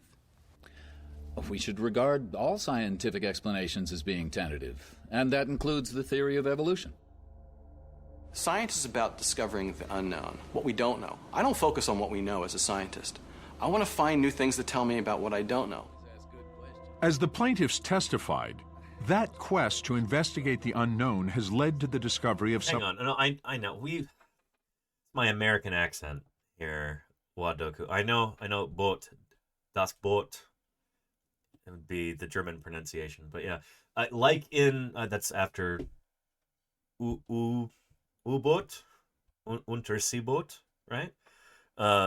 In American English, we also refer to submarines as boats, or at least people in the submarine service. Submariners would refer to submarines as boats. This is kind of a harkening back to like the old S-class boats from like prior to World War II, where they really were just submersible boats. They weren't really large enough to be considered true ships. I think they like something to do with the draft wasn't big enough. The vessels weren't long enough to be considered ships, and so they were considered boats. But now even like the big Ohio class, missile carrier subs, the boomers as they call them, those are still called boats. They'll say dive the boat. You have the chief of the boat, etc., etc. So yeah. Unterseeboot, which is a short word in German. There you go. All those lovely compound words in German. Yeah. And Wadoku says your German pronunciation is good. What the heck? I don't know. I could be good at accents if I need to be, but I don't really speak German at all. I used to have a roommate from Germany, but she didn't really have a strong accent. Yeah, I don't know. I do all kinds of accents.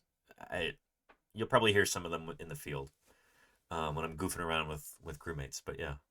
Some of the strongest evidence for evolution. 9 words?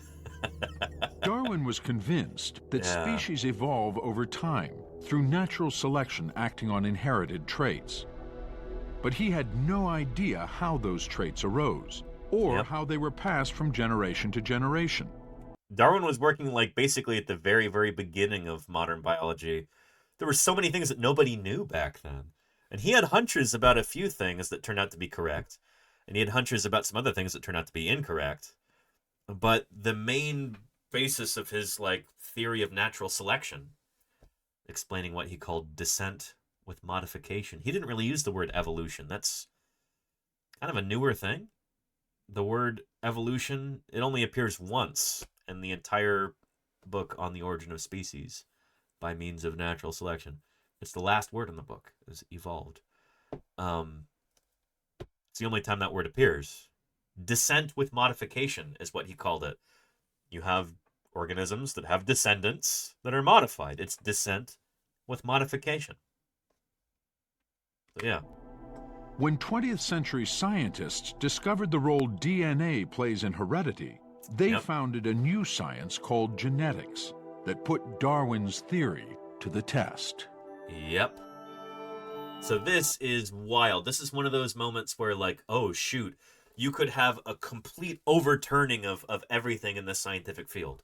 The discovery of DNA was humongous. It was a game changer, and it could have absolutely destroyed this idea of evolution. This is like really a moment of testing for this idea. Like, this is where the rubber meets the road. This is the big moment here. Virtually every cell in every living thing contains chromosomes, which are made of densely packed strands of DNA that function as a blueprint of the individual organism's characteristics.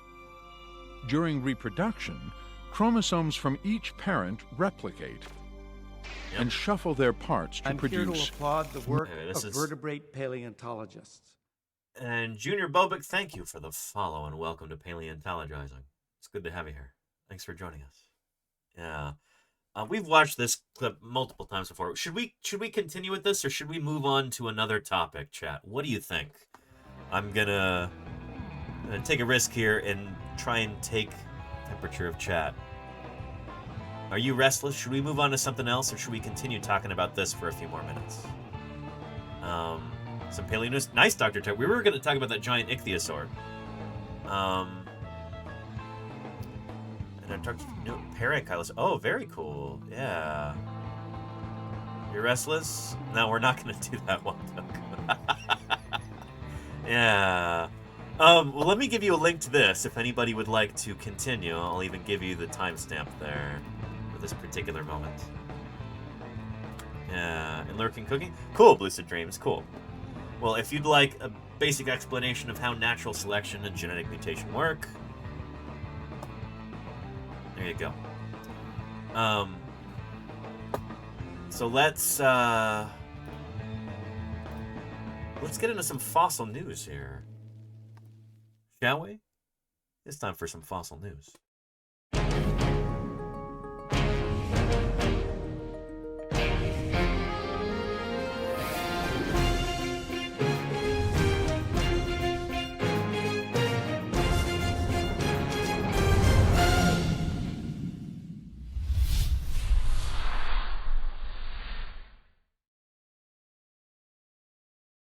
All right. We have got some exciting new discoveries to discuss. So let's get into it.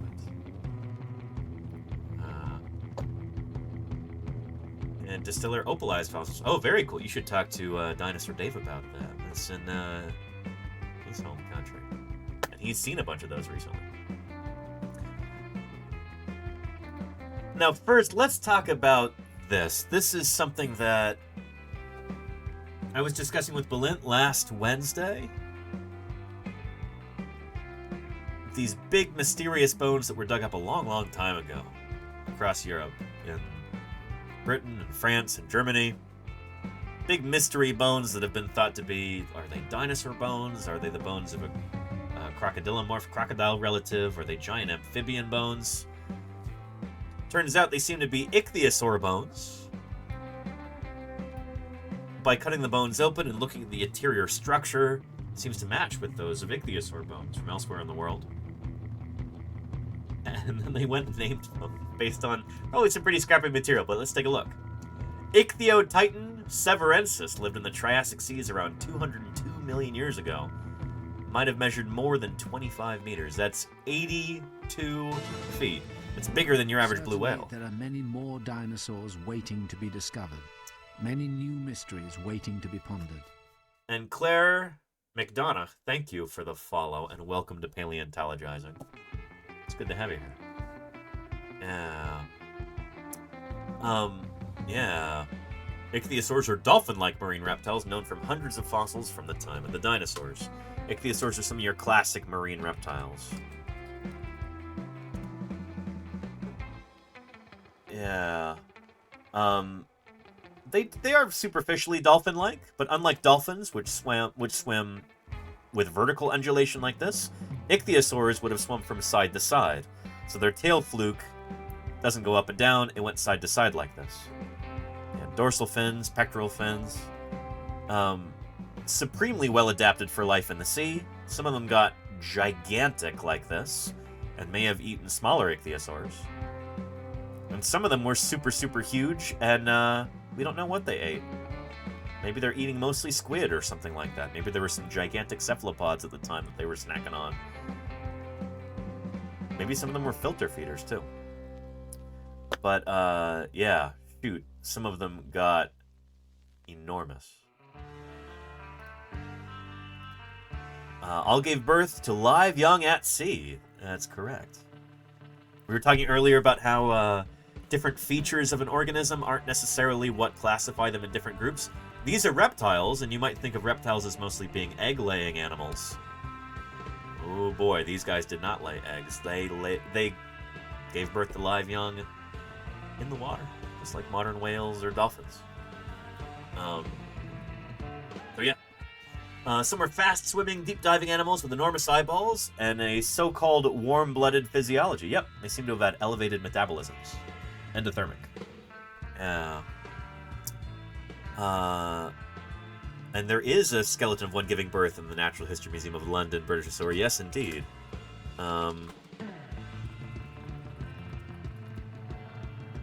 Yeah.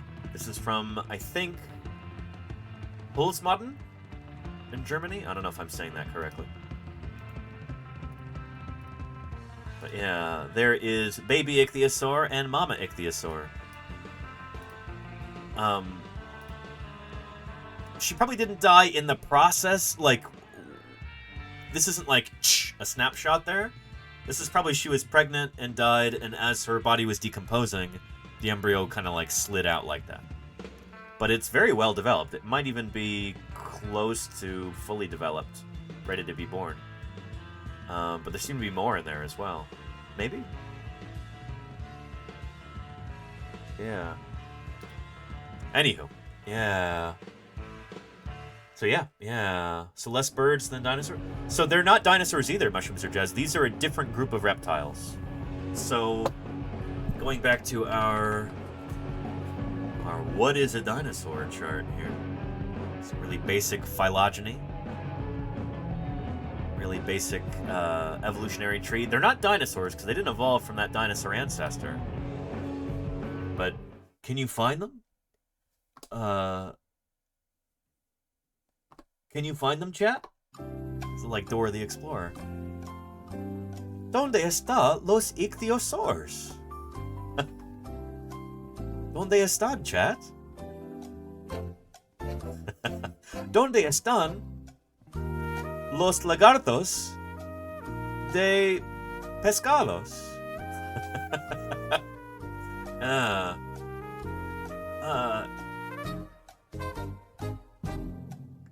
In the middle, says Miss Yvette. En el mar, says Kennedy. Bottom right, says Mushrooms or Jess. Que bien. Yeah, there's the ichthyosaurs. Right there. And the funny thing is, like, this doesn't actually really matter that much. We don't really know exactly where ichthyosaurs belong on the reptile family tree. It's still kind of a mystery. And we think they evolved from these critters, the Analeosaurs, I think is what you said. I forget. They're probably diapsid reptiles, but we're not 100% sure. That's why that's a dotted line there. It's like still kind of a mystery. But we are very sure they're not dinosaurs. For one thing, they evolved before the first dinosaurs. So they, by definition, cannot be dinosaurs. But, yeah. The real question is whether ichthyosaur is masculine or feminine in Spanish. I bet you it's masculine, Celadon K.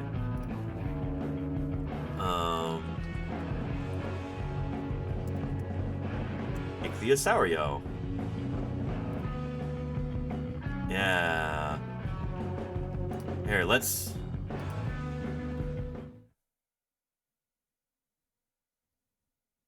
Oh, nope. I thought this was going to be in Spanish, but it's not.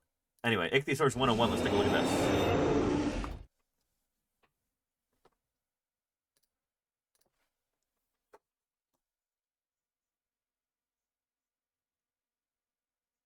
Yep.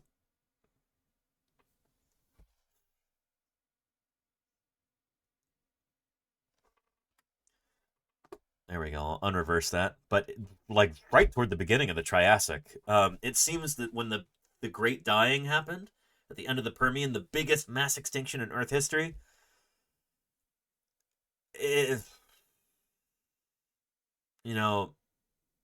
There were a lot of opportunities for reptiles, for sauropsids after that. All of these open niches, ichthyosaurs, they were right there to exploit that. They took to the seas, and they really took off.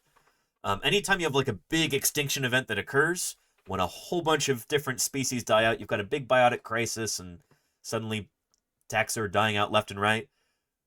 That leaves a lot of job openings, so to speak. And so different creatures will evolve to exploit those open niches. You've heard that phrase, nature abhors a vacuum. This is a good example of that. Open niches get exploited by creatures generally pretty quickly after, you've got major extinctions that occur. 251 million years ago during the Triassic period, 20 million years before dinosaurs came about. There you go. Lizards in Greek. The earliest ichthyosaurs looked much like lizards with fins. Hopefully over the course of their 100 million year existence, their bodies transformed and became more akin to fish in shape. Sure. They had long, narrow skulls. That's not an ichthyosaur snout. Whoever edited this together did not know what they were doing. This is, I think, a polycotylid plesiosaur? It's some kind of plesiosaur here. That's not an ichthyosaur skull. It's just not. They totally pooched that. That's wrong. And jaws that were lined with sharp teeth. And those may or may not be ichthyosaur teeth. I think they are. These teeth were used to catch prey like fish and squid. Their eyes were the largest ever recorded of any animal, which helped them see through the dark waters of the deep ocean. And Britishosaurus says, can you explain those eyes to me? You're talking about the sclerotic ring right there? So that's something that most vertebrate animals have in their eyes. Birds, ray-finned fishes. Do amphibians have? I don't think amphibians generally have it either. Shoot.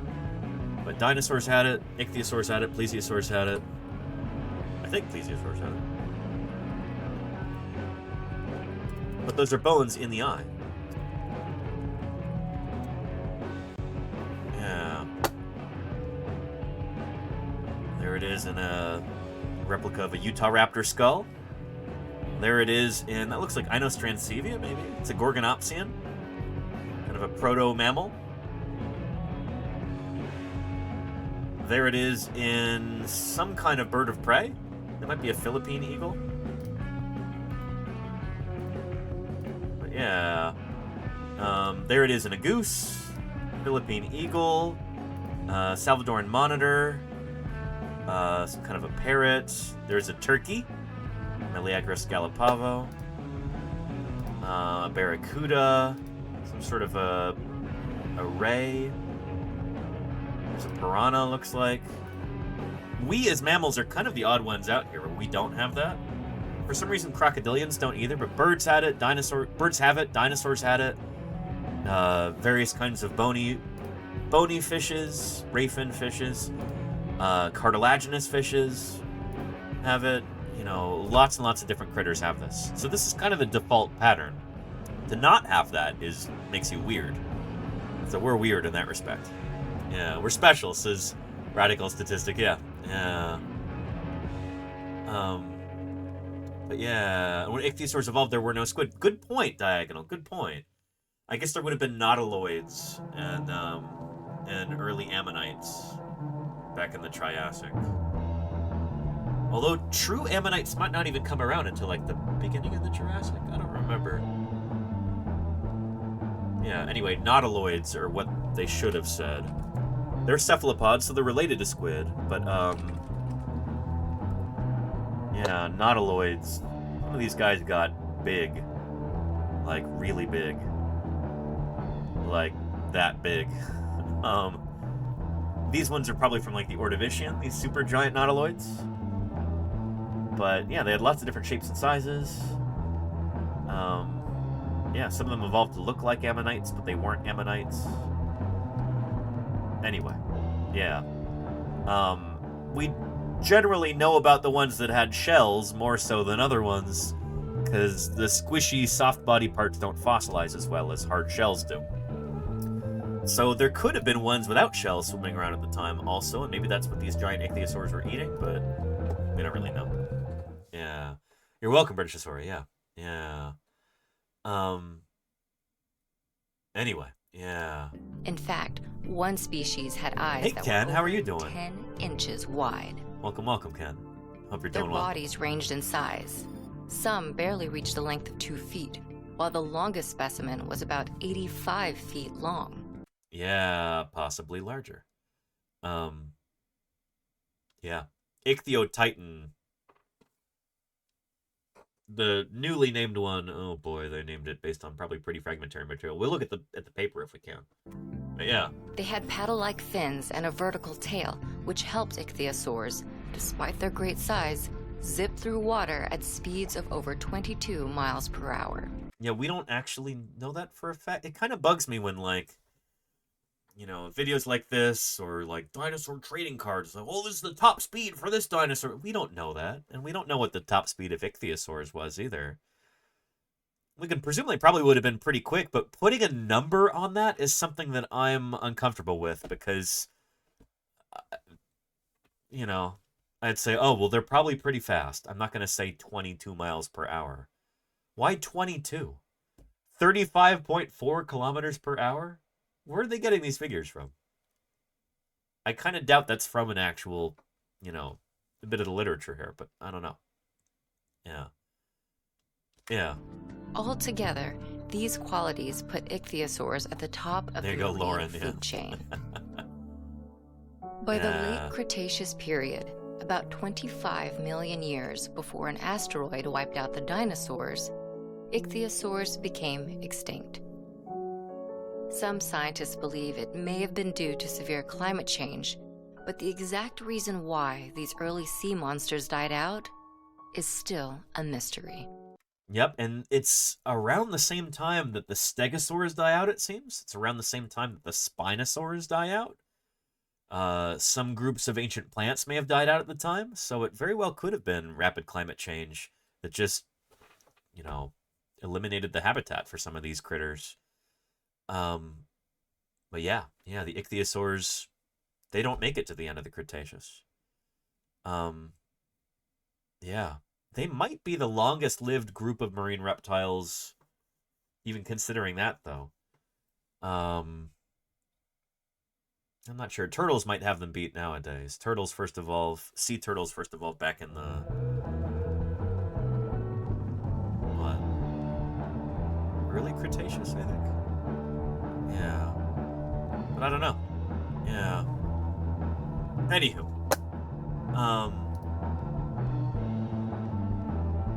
Cool stuff. Let's get back to...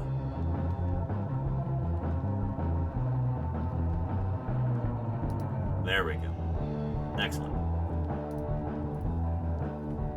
But yeah. Within a few million years after evolving, some ichthyosaurs had evolved to reach at least 15 meters long. By the end of the late Triassic, the largest ichthyosaurs had evolved, including the newly described Ichthyotitan severnensis. From Severn. Is that a place in the UK, perhaps? Ensis means from that place, and you put that suffix after the place that it's from. Makes sense, right? There's a wonderful video to go along with this. Maybe we'll pull that up to kind of aid in our discussion here. I think PBS Eons did a really good video about giant ichthyosaurs. Yeah. Is this at the sudden rise of the first colossal animal? I think this is it. Yeah, the Severn is a river. Thank you, Andre Ukma. Nice. And what are the most numerous ocean reptile fossils? Turtles? Oh boy. Well, when we're talking about... We've had marine reptiles for like about 240 million years. And I don't know which group of marine reptiles left the most fossils, whether it's plesiosaurs, ichthyosaurs, sea turtles. Not marine crocodilians. They're not common enough. Probably not short-necked plesiosaurs? I don't know. Good question. It might turn out to be sea turtles because they've been around for a good while. Yeah. Anyway, let's take a look at this. Around 250 million years ago. All right, that was real quiet at the start. Let's turn it up a little bit. Around 250 million years I gotta ago, run to the bathroom. I will be during the right back. Triassic period, a group of small terrestrial Be right reptiles back. made a big lifestyle change. I love that After image. millions of years of living on land, they dipped their limbs into the oceans and started on a new evolutionary journey. These were the earliest ichthyosaurs, which literally means fish lizards. And their rise was pretty remarkable because while they started out small, with the earliest known species being around a meter or less in length, they wouldn't stay that way for long. Within just a few million years of taking to the water, a blink of an eye in evolutionary time, the group produced a giant, Symbospondylus youngorum, a truly enormous ichthyosaur around the size of a modern sperm whale. Its rapid evolution marked a new era in the oceans, one that continues to this day, an era of giants. See, it isn't just the earliest known giant ichthyosaur, it's the earliest known giant animal. Period. As far as we know, no animal, either on land or in the oceans, had ever gotten so big before. So what drove Symbospondylus to grow to such unprecedented size at breakneck speed? Well, ironically enough, the sudden rise and revolutionary success of the giant ichthyosaurs began with a global ecological catastrophe. Now, the origin of the ichthyosaurs is still pretty mysterious. Most modern analyses place them in the larger group that includes crocodilians, snakes, lizards, birds, and turtles, but we're not exactly sure where in that family tree they fit. But one thing we do know for sure is that when they first invaded the oceans, they were entering a post-apocalyptic world. Just a few million years earlier, around 252 million years ago, the planet had been hit by the biggest mass extinction in its history, the one at the end of the Permian period, often called the Great Dying. It was probably driven by the sudden release of greenhouse gases from massive volcanic eruptions, creating environmental chaos around the world. Rising temperatures, ocean acidification, and other rapid global changes led to the loss of around 70% of terrestrial species. It's a bad time to be and an up to Earthling. 96% Holy cow. of marine species by some estimates. But Yeah. as devastating as the Great Dying was, it reset the planet's ecosystems in a way that mass extinctions often do, wiping the biological slate clean, allowing the survivors to take center stage. And as the planet gradually recovered, ichthyosaurs were able to quickly establish themselves as key players in the new Mesozoic era, thanks to their taste in prey. One of the Cephalopods is what she's marine going to say, groups right? to bounce back from the Great Dying seems to have been the ammonoids. Despite being hit hard initially, they recovered so quickly that within 1 to 2 million years, they were actually more diverse than they'd been before the mass extinction. An Good for them. ancient group of small eel-like jawless vertebrates called conodonts were also common in the waters of the early Triassic.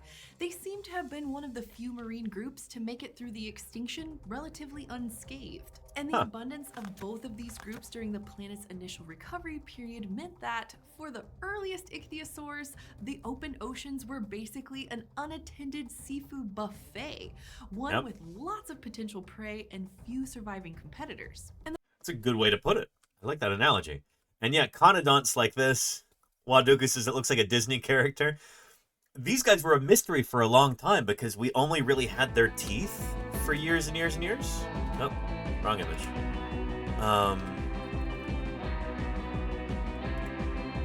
Yeah, just like these weird toothy things. And nobody really knew what the animal looked like because all we had were like these hard parts. And yeah, until some exquisite fossils were found that actually show the outline of the body, and suddenly some of the stuff started to make sense. I think they looked a little something like this. But when I was a kid, these were still a huge mystery. Are these a vertebrate animal? Are they some sort of echinoderm? Are they like, what in the world is going on? All we have are these like toothy things, you know? So yeah. Yeah.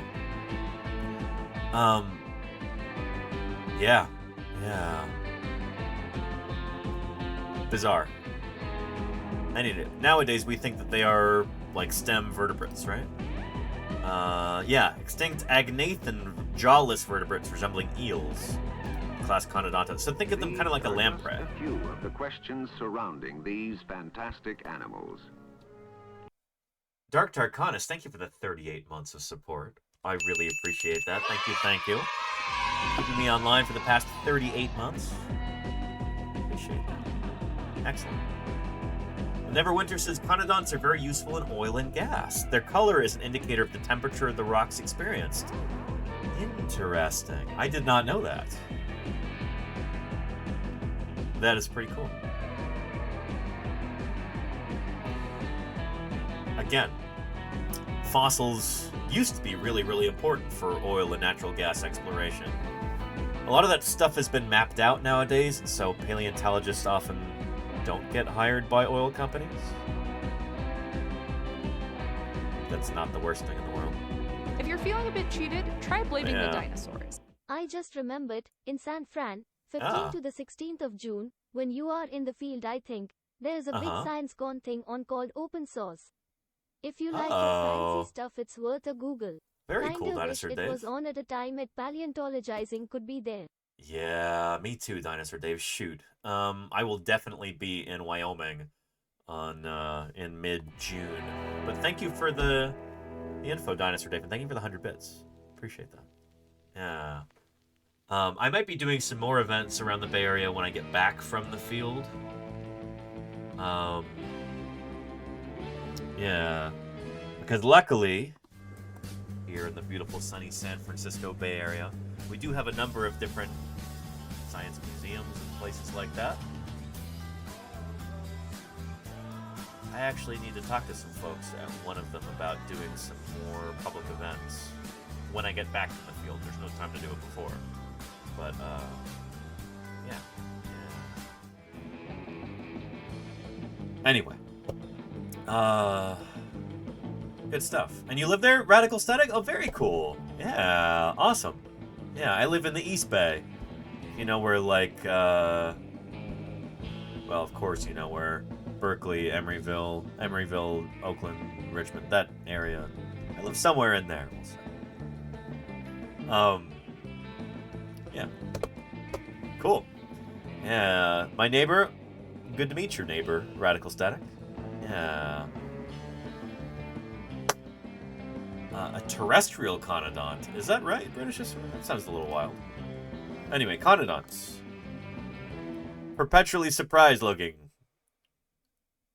We were surprised to find out what they looked like, although it made sense when we figured it out. Marine groups to make it through the extinction relatively unscathed. And the abundance of both of these groups during the planet's initial recovery period meant that, for the earliest ichthyosaurs, that makes sense. The open oceans were basically an unattended seafood buffet, one with lots of potential prey and few surviving competitors. And the bouncer fell asleep. Shows that this opportunity was huge for them.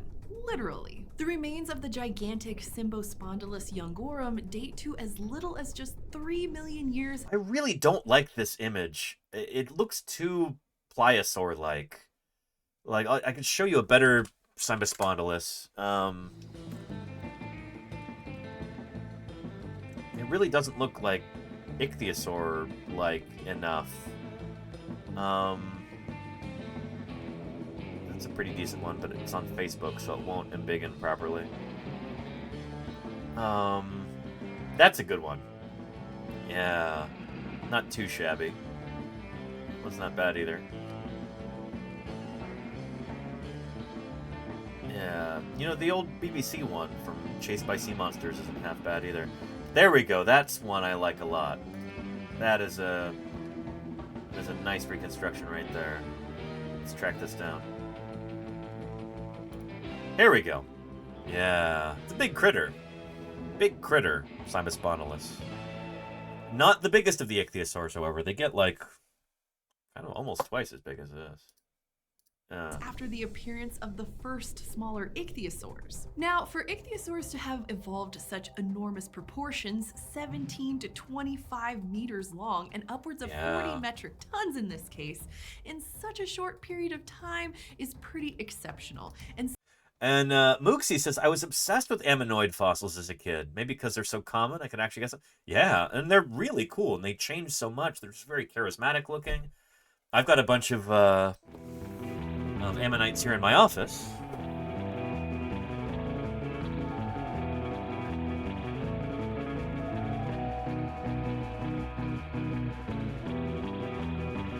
Sometimes I put these up on the wall, but yeah. And some great big Echiosaurus from Lyme Regis. These are 3D printed, by the way. I do not have the budget to purchase big, beautiful, pristine ammonites like this, but I do have a 3D printer, and I would honestly feel bad about having such beautiful specimens in my private collection, so I like to use my 3D printer for all of my cephalopod needs.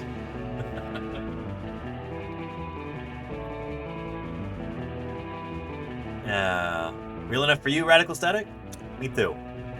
You know, for the intents and purposes we have on this stream, on this channel, they're good enough, you know? You used to collect ammonites? Cool, Distiller. Cool. Yeah. Real ones would go for a lot on Goy, like probably a few $100s, I'd imagine, for ones that big and that pristine. Yeah. I don't know what those are, Distiller. Huh. Yeah, and they're everywhere down here, says Lenina. I need to go on more creek walks when the rain slows down. Yeah, Lenina. Awesome. Yeah. Lenina also sent me some pieces of ammonite. I've got those over there. I'd have to fish them out. They're in a safe place. But yeah. Yeah. Anyway, ammonites are really, really cool critters. Oh, ammolite is an opal-like organic gemstone?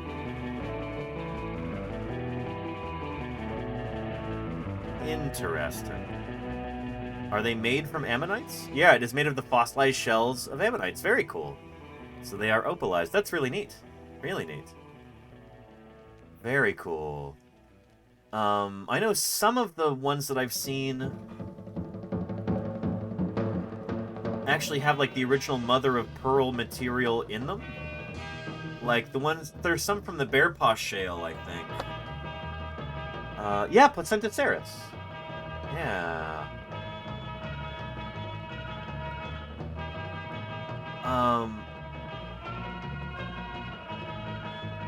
Yeah, there's a huge one at Museum of the Rockies. It's like bigger than a dinner plate.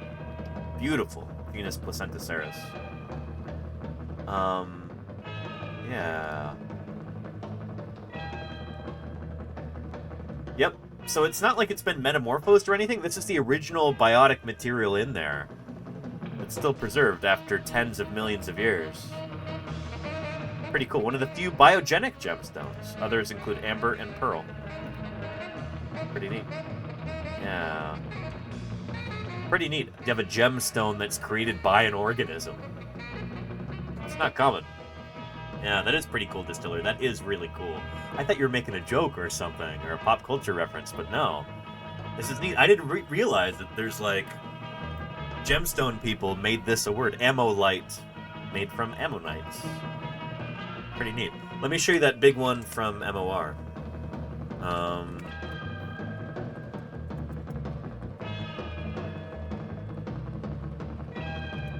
Yeah.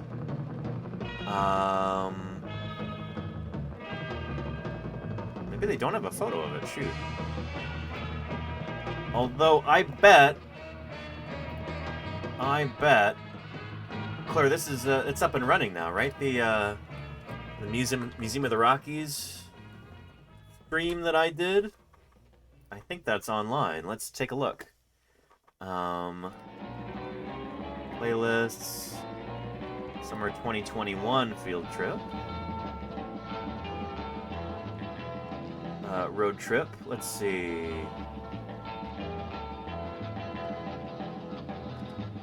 Yeah, I'll scoot these around and put them in their proper order because it does get confusing. Where's Museum of the Rockies here?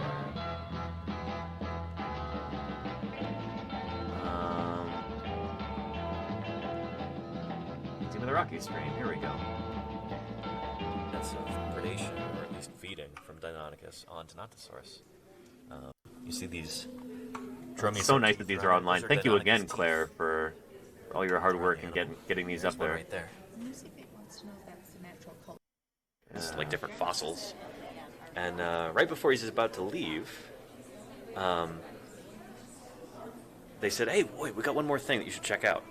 And they go into the back room, and they emerge with a coffee can with all these little tiny bones in it. They're like, "What are?" Here it is. That. Yeah, here. Go over here because there's no people here for a second. I remember at the Carter County Museum, I was showing you some Placentaceras ammonite fossils. Yeah. Check this out. Look at that. Bigger than a dinner plate. That. I undersold it. So the colors that you see here are original. This is like the original mother of pearl of this big cephalopod animal. Look at how shiny and beautiful it is. Almost like abalone, but red. And there is Ios and Lordy. You're correct, Renina. So this is one of these ammonites, these big, like, coiled cephalopod animals. Does that look really good on cam? People are freaking out about it. Yeah. Does look good on cam. I got it. Yeah. It's ammonite. Yeah. Very cool. So these guys. This is before I had chat on the screen. These guys. We have chat now. One of the critters that actually go extinct at the end of the Mesozoic, at the end of the Cretaceous, along with the dinosaurs on land. It's bigger than a serving plate. So it's like whatever happened, most likely. Like a bicycle wheel. Giant, devastating asteroid impact also disrupted marine food webs enough that these guys. Oh, and that sounds good, Claire and Lenina. Yeah, yeah. I know, right? Thank you. Like a bright red. That is the original, like, mother of pearl from that animal. It's enormous. Was this when the ocean had a different mixture of like? No, would have been just like today. So it could have grown this large. Could it grow? Ammonites grow this large today? They get bigger. Ammonites are extinct now. Right. Sorry. Yeah, but that's kind of a no doubt. Sorry. Yeah. No, it's okay. But like we've got nautilus today, which do not grow this large. They get at most maybe like that big. I'm like trying to do the outer curve with one hand. Yeah. Yeah. I've only used one hand because I'm holding the camera. I think they would pale in comparison to the ammonites of the Mesozoic. Little Bungor says, how did the color get preserved? That's a great question, Little Bungor. I think it's a resilient enough material that, like... It's aragonite, isn't it? Could last literally millions of years. These animals... Yeah, Here, let's look at that. Ammolite. Fossilized shells of ammonites were turned to permanently aragonite. Gigantic dinosaurs attacking our boy! A dinosaur? What? And B. Radio, thank you for the follow and welcome to Paleontologizing. It's good to have you here. Yeah. I don't know how much this is actually metamorphosed. I think it might just be the original material. It'll be permineralized a bit, but... Yeah. Aside from aragonite, may also include silica, calcite, pyrite, or other minerals. Okay. Yeah.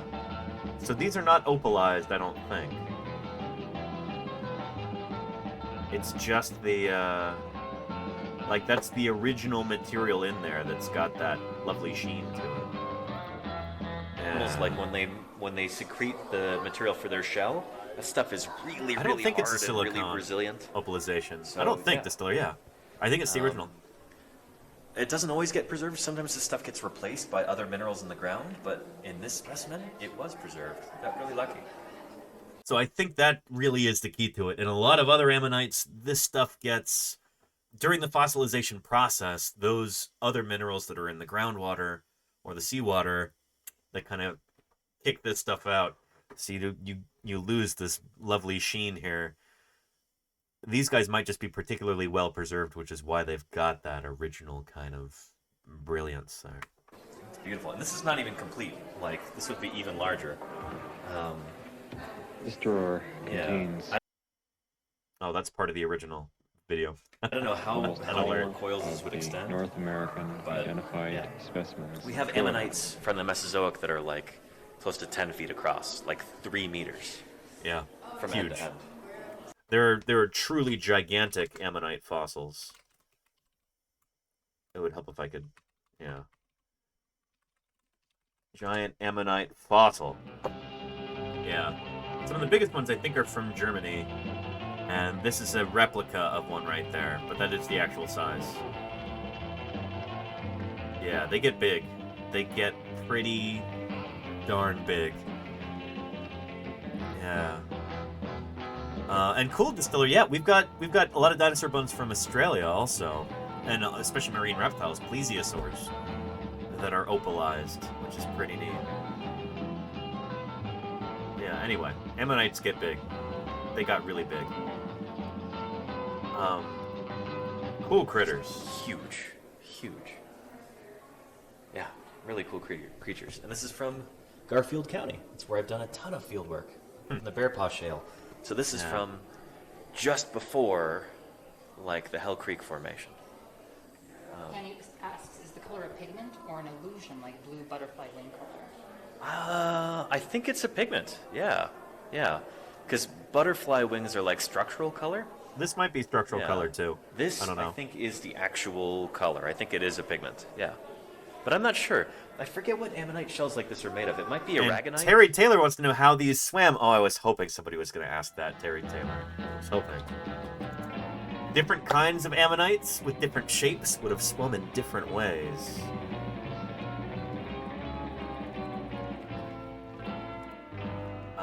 Let me show you.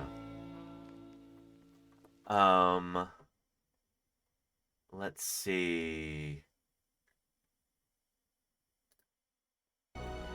Find the proper clip here. There we go. So they start off really small when they're babies, obviously. To deeper water. These youngins are going to go out into the open ocean Rising tide. and meet a dizzying array of different species of ammonites, different morphologies, crazy shapes and sizes. And aragonite color is partly structural. Thanks, Diagonal. Thank you. Yeah. So they got around by drifting at the very beginning of their lives. The ammonites that escaped the rock pools, less than 1 in 100 has survived several months at sea. But these few have been particularly lucky. I don't remember what this species is, but they've got different shapes of shells. To an ideal wildly different shapes. Seagrass beds off the coast of Europe. This is so cool.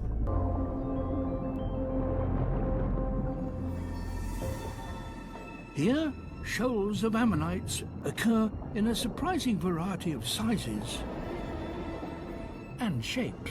Yeah. I love the music here, too.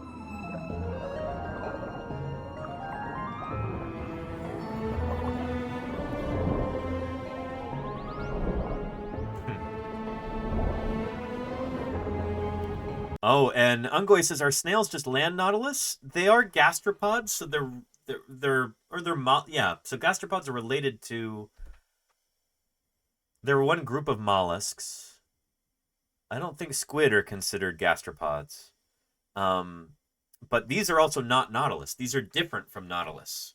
Nautilus are a totally different group of mollusks, different group of cephalopods, and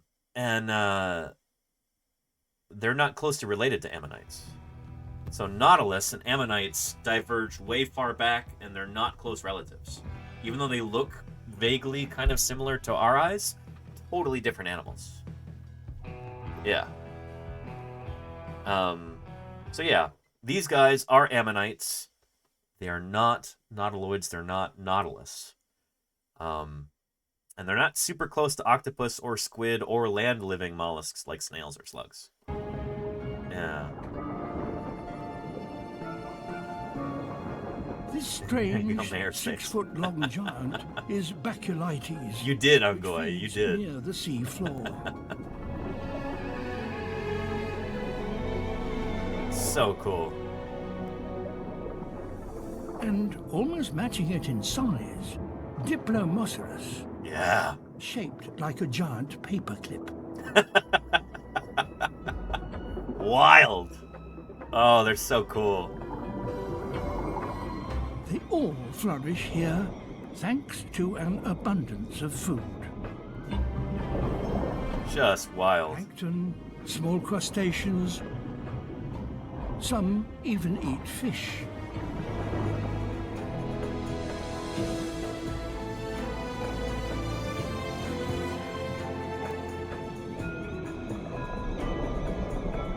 These hatchlings are beginning to acquire the extraordinary shape they will have when they are mature. Yeah, the adults are so weird looking. They just don't make sense. The protruding spiral identifies them as young Nostosaurus.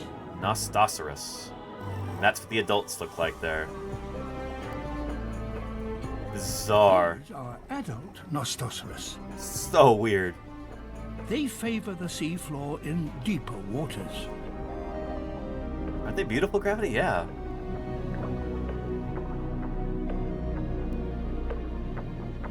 How can the adults eat? They might filter feed Jody Fish, I'm not sure.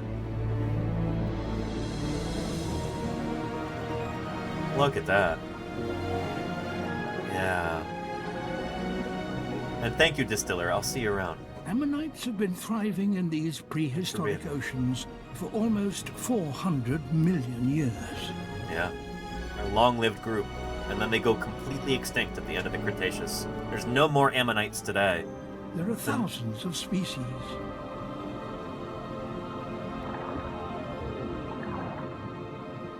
Aren't those cool, Jellica? They're utterly bizarre. They're so neat. They are one of the most successful groups of animals to have ever lived. Yep. Flourishing in the warm, temperate... I think that's our critter there, Placentaceras, or it's at least a close relative, I think. The one that we were looking at in this video right here. This guy? I'm pretty sure that's, if not Placentaceras, at least a close relative. Seas, and even the coldest waters at the poles. Super cool. Oh, and this might be them there. Placentaceras. Ammonites, Sphenodiscus. Oh, Sphenodiscus, never mind. Every year, huge shoals of females come up from deep water and travel towards the coast. Here, I'll spell that out, because it might be tough. I think that's it They there. have all recently mated, and each is now carrying hundreds of fertilized eggs.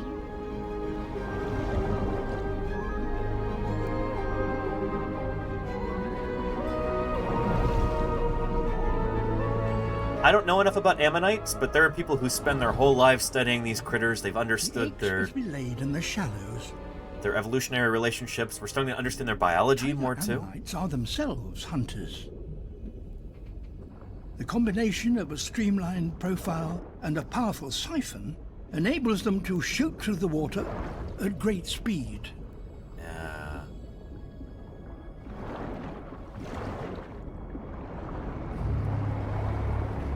Uh-oh. But got a mosasaur there. Globidens.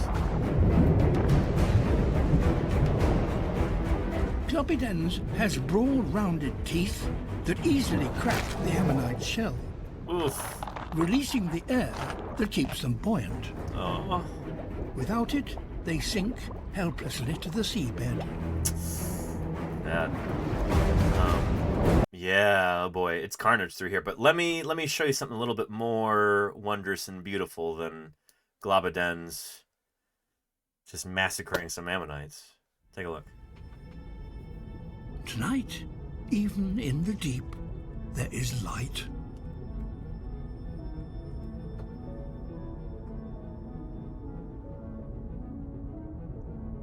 I love all these sequences. These are so cool. This is from Prehistoric Planet, by the way, if anybody missed that. Glowing ammonites rise from the abyss.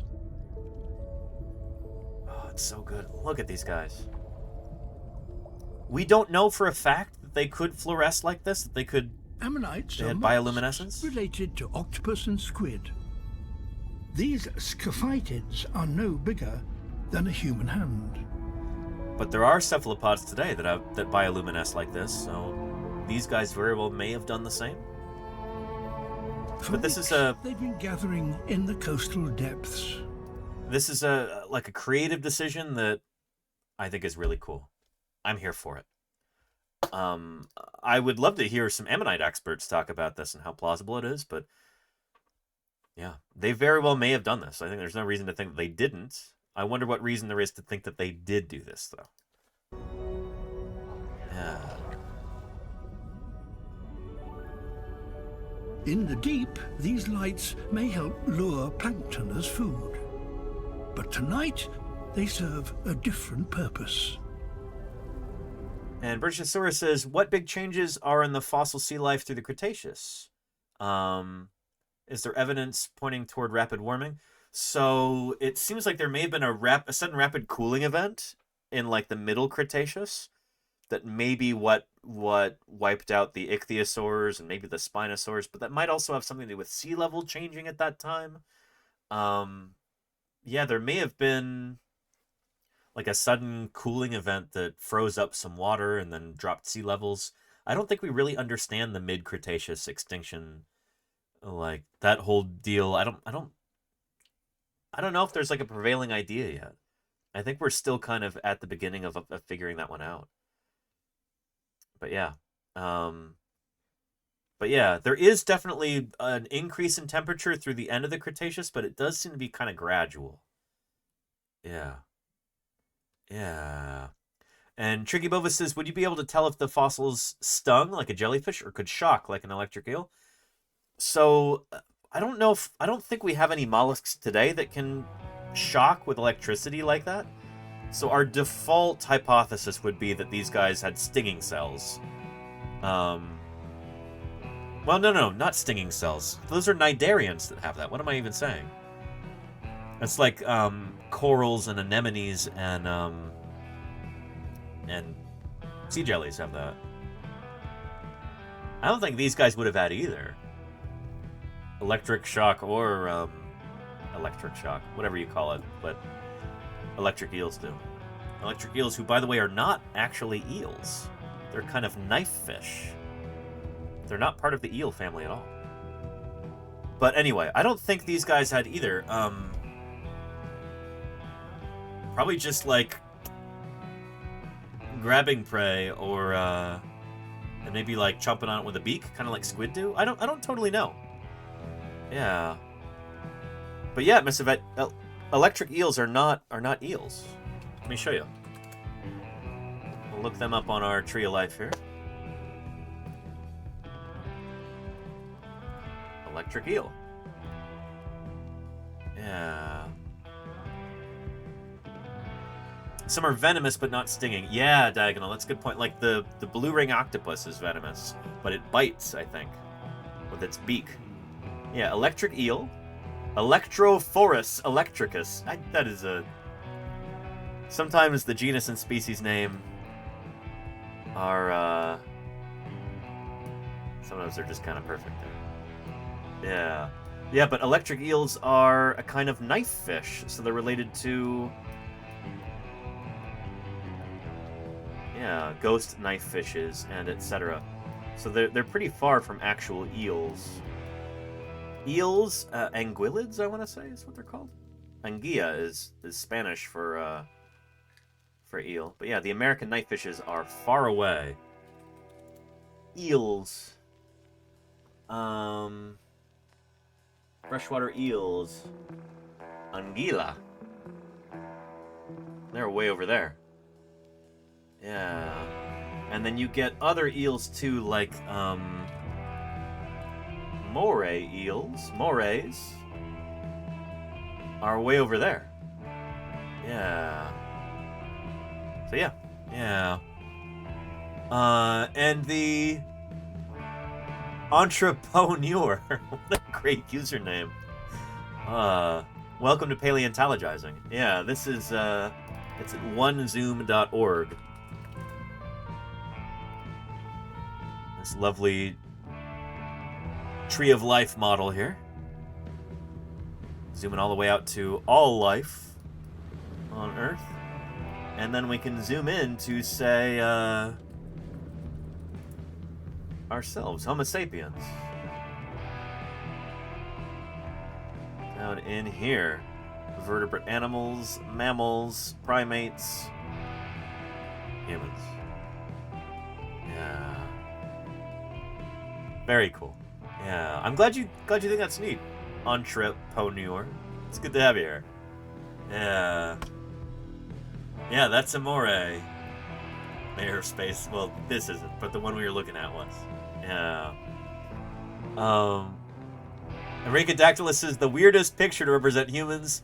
There's no human visible, and it's entirely in an environment that we cannot live in. Yes, but no other species has been able to do this, so it is unique in that regard. You know? So, yeah. Hashtag flex. Yeah, there you go, Claire Bird. Yeah. I could understand trying to put an putting an astronaut there. It's like, well, what person do you put as a representative of all human beings? You know? Do we just have, maybe it's a bunch of different humans? Like, what skin color do you pick? Or, like, male or female or whatever? This feels universal in a way that it kind of makes me happy. You know? Yeah. And show a picture of a human qualifying for a home loan. No other animal could do that. I don't know, Rhacodactylus. My landlords here, they, I think they qualified for a home loan. Yeah. And radical statics are the Neanderthals nearby. They are, or they should be. But here, this tree only shows non-extinct groups, or non-extinct species. And so far, gorillas, bonobos, chimpanzees are not extinct.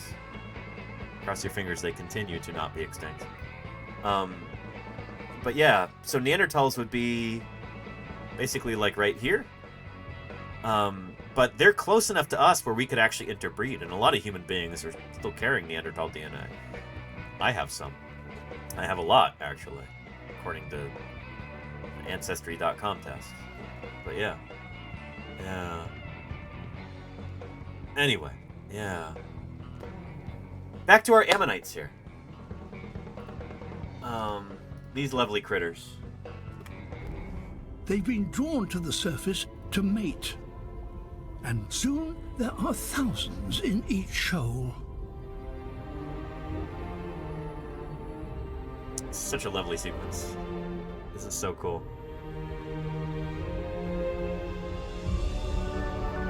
And there you go, Tricky Bubba's, yeah. Neighbor triggers neighbor, creating waves of bioluminescence.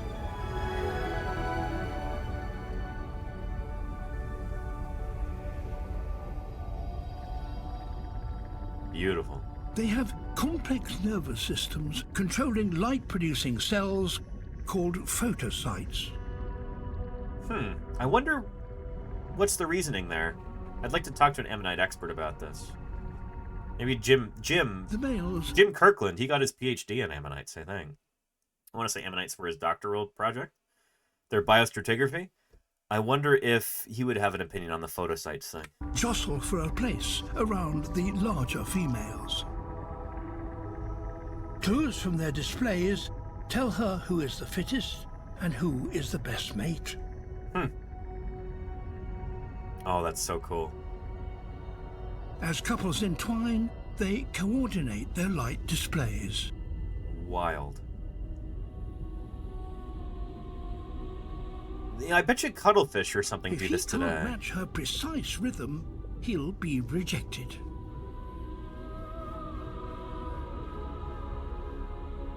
But there is perfect synchrony. This pair will now spawn I think you're probably right, and help Moonsy, yeah. produce the next generation. Yeah. After fertilization, the females enter the shallows to release their eggs. Oh boy. This is a little sad here too. But, you know, circle of life. As with most cephalopods, breeding is the final act of their short lives.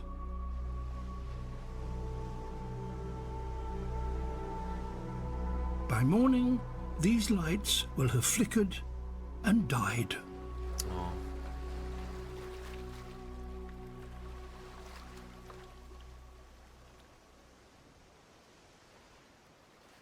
This magical night will be their last.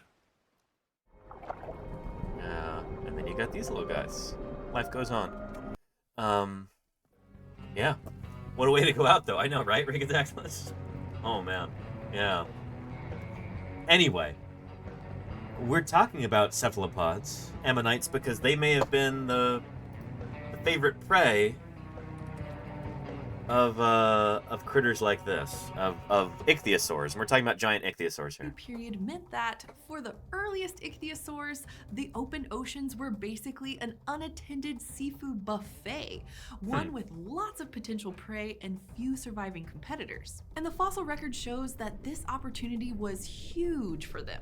Literally. The remains of the gigantic Symbospondylus youngorum date to as little as just 3 million years after the appearance of the first smaller That's wild ichthys. that they got so big so for fast. Ichthyosaurs to have evolved such enormous proportions, 17 to 25 meters long and upwards of 40 metric tons in this case, in such a short period of time is pretty exceptional. And Symbospondylus youngorum wasn't alone. In fact, that's so fast that I kind of wonder whether we have that part wrong and whether ichthyosaurs actually evolved a little bit earlier. Because that would at least give them a little bit more time to get super large. Maybe we haven't found the earliest ichthyosaurs. Like, I don't know. I wonder about that. While it was the first known giant ichthyosaur and the first giant animal in general, several other Neverwinter? medium and Probably large-sized multiple mast ichthyosaurs assemblages, have also yeah. been found at the Yeah, fossil hill in different site horizons. in Nevada and elsewhere, dating to around the same time. So Yeah, and... Oh, shoot, last summer... Do we have that? I think we have that stream, don't we?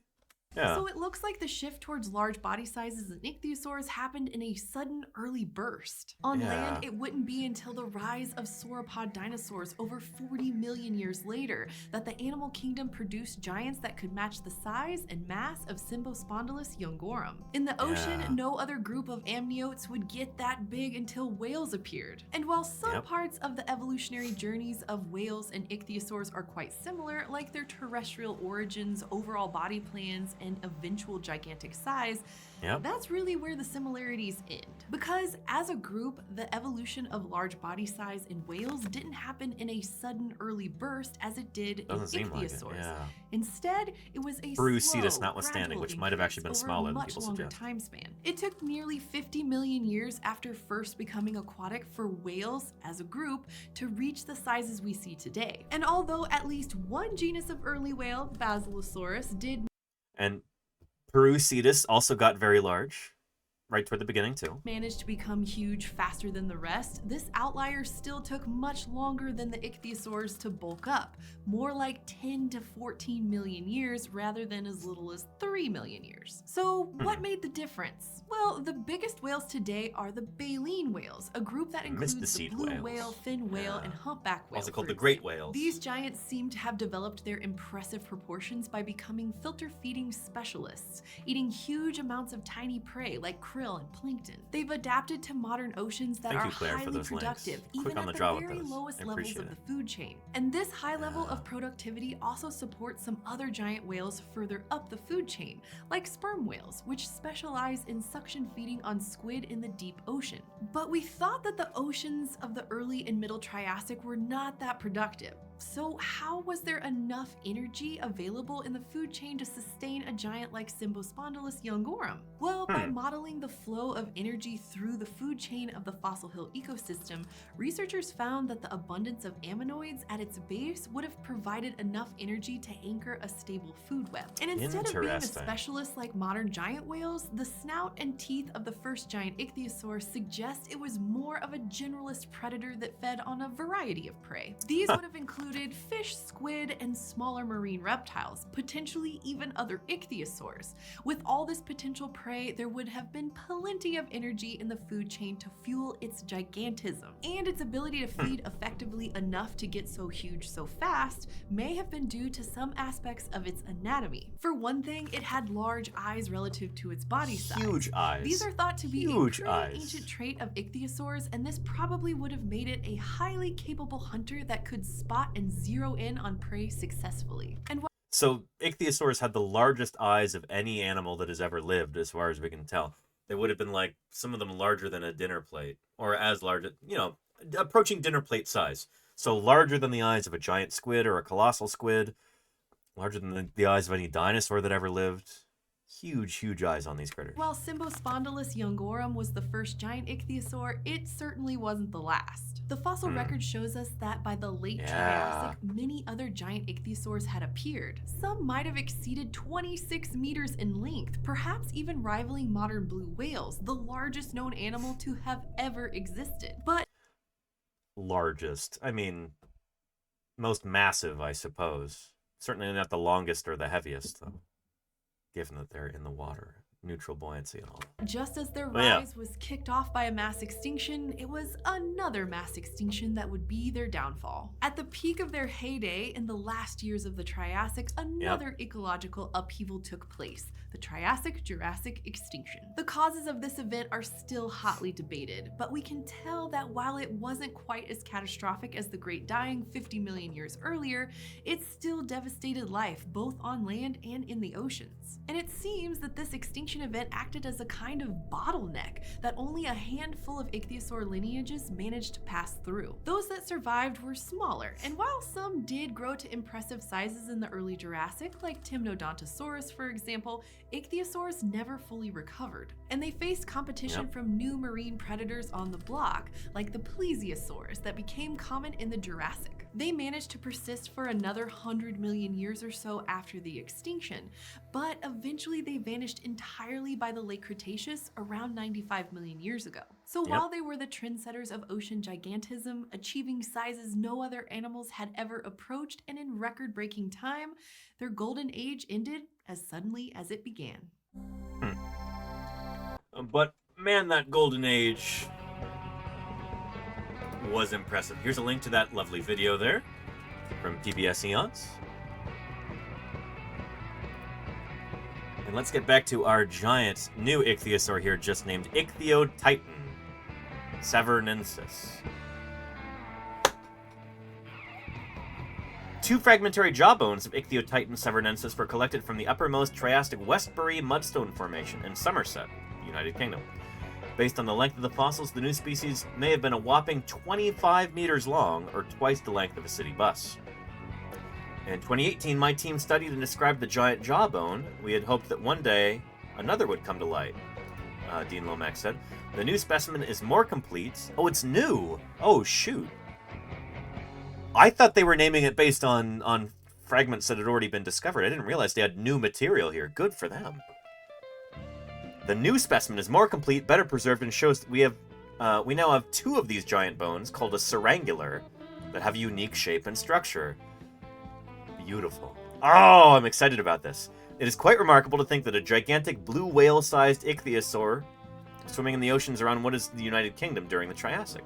These jawbones provide tantalizing evidence that perhaps one day a complete skull or skeleton of one of these giants might be found. You never know. And here is the paper in the journal PLOS ONE, which of course is open access. No paywall at all. There we go. Here is the paper. I will give you the link right here. And there we go. So you can follow along at home if you'd like to. The Last Giants, new evidence for giant late Triassic Rhaetian ichthyosaurs from the UK. Very cool. Excellent. Thin sections of the new specimen revealed the same histological features already observed in similar giant ichthyosaurian specimens. Our data also support the previous suggestion that an atypical osteogenesis in the lower jaws of giant ichthyosaurs. Geological age and giant size of these specimens suggest Shastasaurid affinities. So similar to like Shastasaurus and Shonosaurus, I presume. But the material is too incomplete for a definitive referral. Ichthyotitan severnensis, new genus, new species, is the first named giant ichthyosaur from the Rhaetian and probably represents the largest marine reptile formerly described. Of course, we don't know how big the animal was necessarily just because we only have, I guess, the syringular bone from a couple of different individuals, but man, look at that. That's a long bone. Very nice. Yeah. Very large but incomplete right syringular. Neat stuff. And there is an additional specimen. I think this is the one from... Yeah, these have been ones found before. Same bone, different individuals. Nice. Very cool. So this new specimen was found in multiple pieces, including several parts of the better preserved posterior portion found in situ, so that's in the rock. First piece, representing a large, slightly worn bone section, was collected on May 28, 2020 by JR and RR, who were collecting at the Blue Anchor location. An anonymous member of the public, this happens in the UK sometimes, an anonymous member of the public had left the bone on a large boulder on top of the beach, presumably thinking that it might be something of interest. JR and RR searched the vicinity of the area, and RR found a better preserved longer section clearly showing a distinct Macellian canal of an ichthyosaurian syringa. Together, both identified the material as bone and compared the finds with the syringular described by Lomax et al. Very cool. Very nice. Super neat. Let's look at the discussion. That's where some of the most exciting stuff is going to be. Although it's also nice to see they did some histo here. Yeah. So cutting open the bones, making thin sections, looking at those under a microscope can give you so much information about extinct critters. And here they're able to demonstrate, like, yep, this is ichthyosaur texture. This interior texture matches that of giant ichthyosaurs found in other parts of the world. Very nice. Note on size estimations. So they used large shastosaurid ichthyosaurs to provide a rough total length estimate of the ichthyosaur. So basically what they did is they could look at more complete animals, more complete ichthyosaurs from this same group, like Shastosaurus here, figure out their proportions, and then use those to estimate the full size of this critter, even though it's only known from a few pieces. So there is some guesswork in there. We'll need to find some more complete specimens to really be able to tell for sure how big these critters could get, but this is cool. Yeah.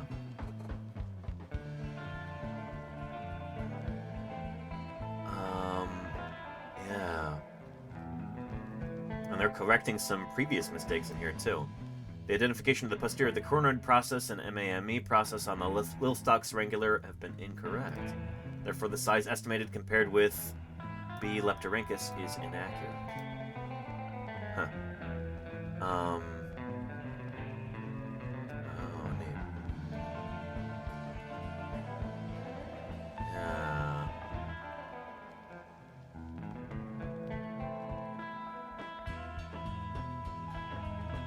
Very cool stuff. Excuse me. Really, really neat. Yeah. This is exciting stuff. Very, very cool. Well, welcome to the world. Ichthyotitan. And what a lovely image there.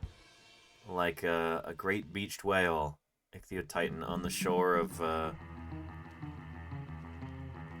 Triassic Europe. Some dinosaurs coming over to say hello. Investigate what happened here. This is neat. Neat stuff. And there is a lovely little image showing the potential size of this critter. Not a small animal. And there's part of the team there with some of these bones, just so you can see how large they are. The people, but mostly the fossils. Really cool. Really, really cool. Yeah. And Mooksy says it's pretty common for fossils to be lying around in the UK, I presume, right? A huge part of the Jurassic Cliff collapsed in Dorset a couple weeks ago, and they had to tell people to stay away. Yeah, that's how it goes. And these are like public areas, you know, near population centers. People walk by. It's not necessarily like parts of the American West where you might be 100 miles from the nearest town. Yeah, and fossil collecting is that's a not uncommon hobby, I would say, in the UK. Yeah, this is neat stuff. This is neat stuff. Yeah. Anyway, super cool. I'm glad we were able to finally get to that piece of interesting news. Another Triassic critter like our Plateosaurus here. And the Triassic was a cool time. Dinosaurs were just getting started. Ichthyosaurs were huge. I can see why why certain researchers are so fascinated by the Triassic. Makes a lot of sense. Yeah.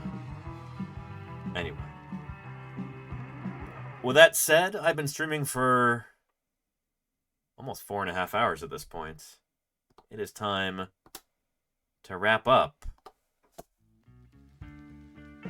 this episode of Paleontologizing today. And I'll be here again tomorrow.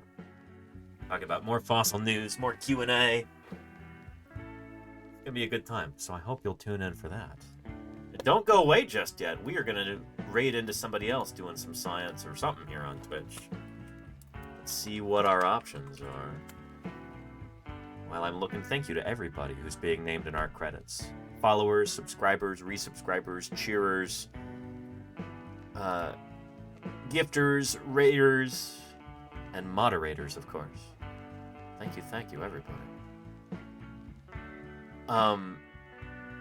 It's Microscopy Monday over at Science Streams. We're gonna go right in there and see what Balint has got under the microscope here. Yeah, you can tell him that a giant ichthyosaur from the UK has now got a name, like we talked about on Wednesday. Anyway, let's raid into Science Streams. Thank you, everybody, for a wonderful stream. I hope you all had fun today. I hope you learned something. Thank you for your financial support. That literally keeps me going here. Could not do it without that. So thank you. Thank you for your enthusiasm and your questions. Moderators, thank you for your hard mod work, especially today. Troll in the chat. Appreciate you being so good at this mod. And you all have a wonderful time zone. And I'll see you tomorrow, I hope. Take care.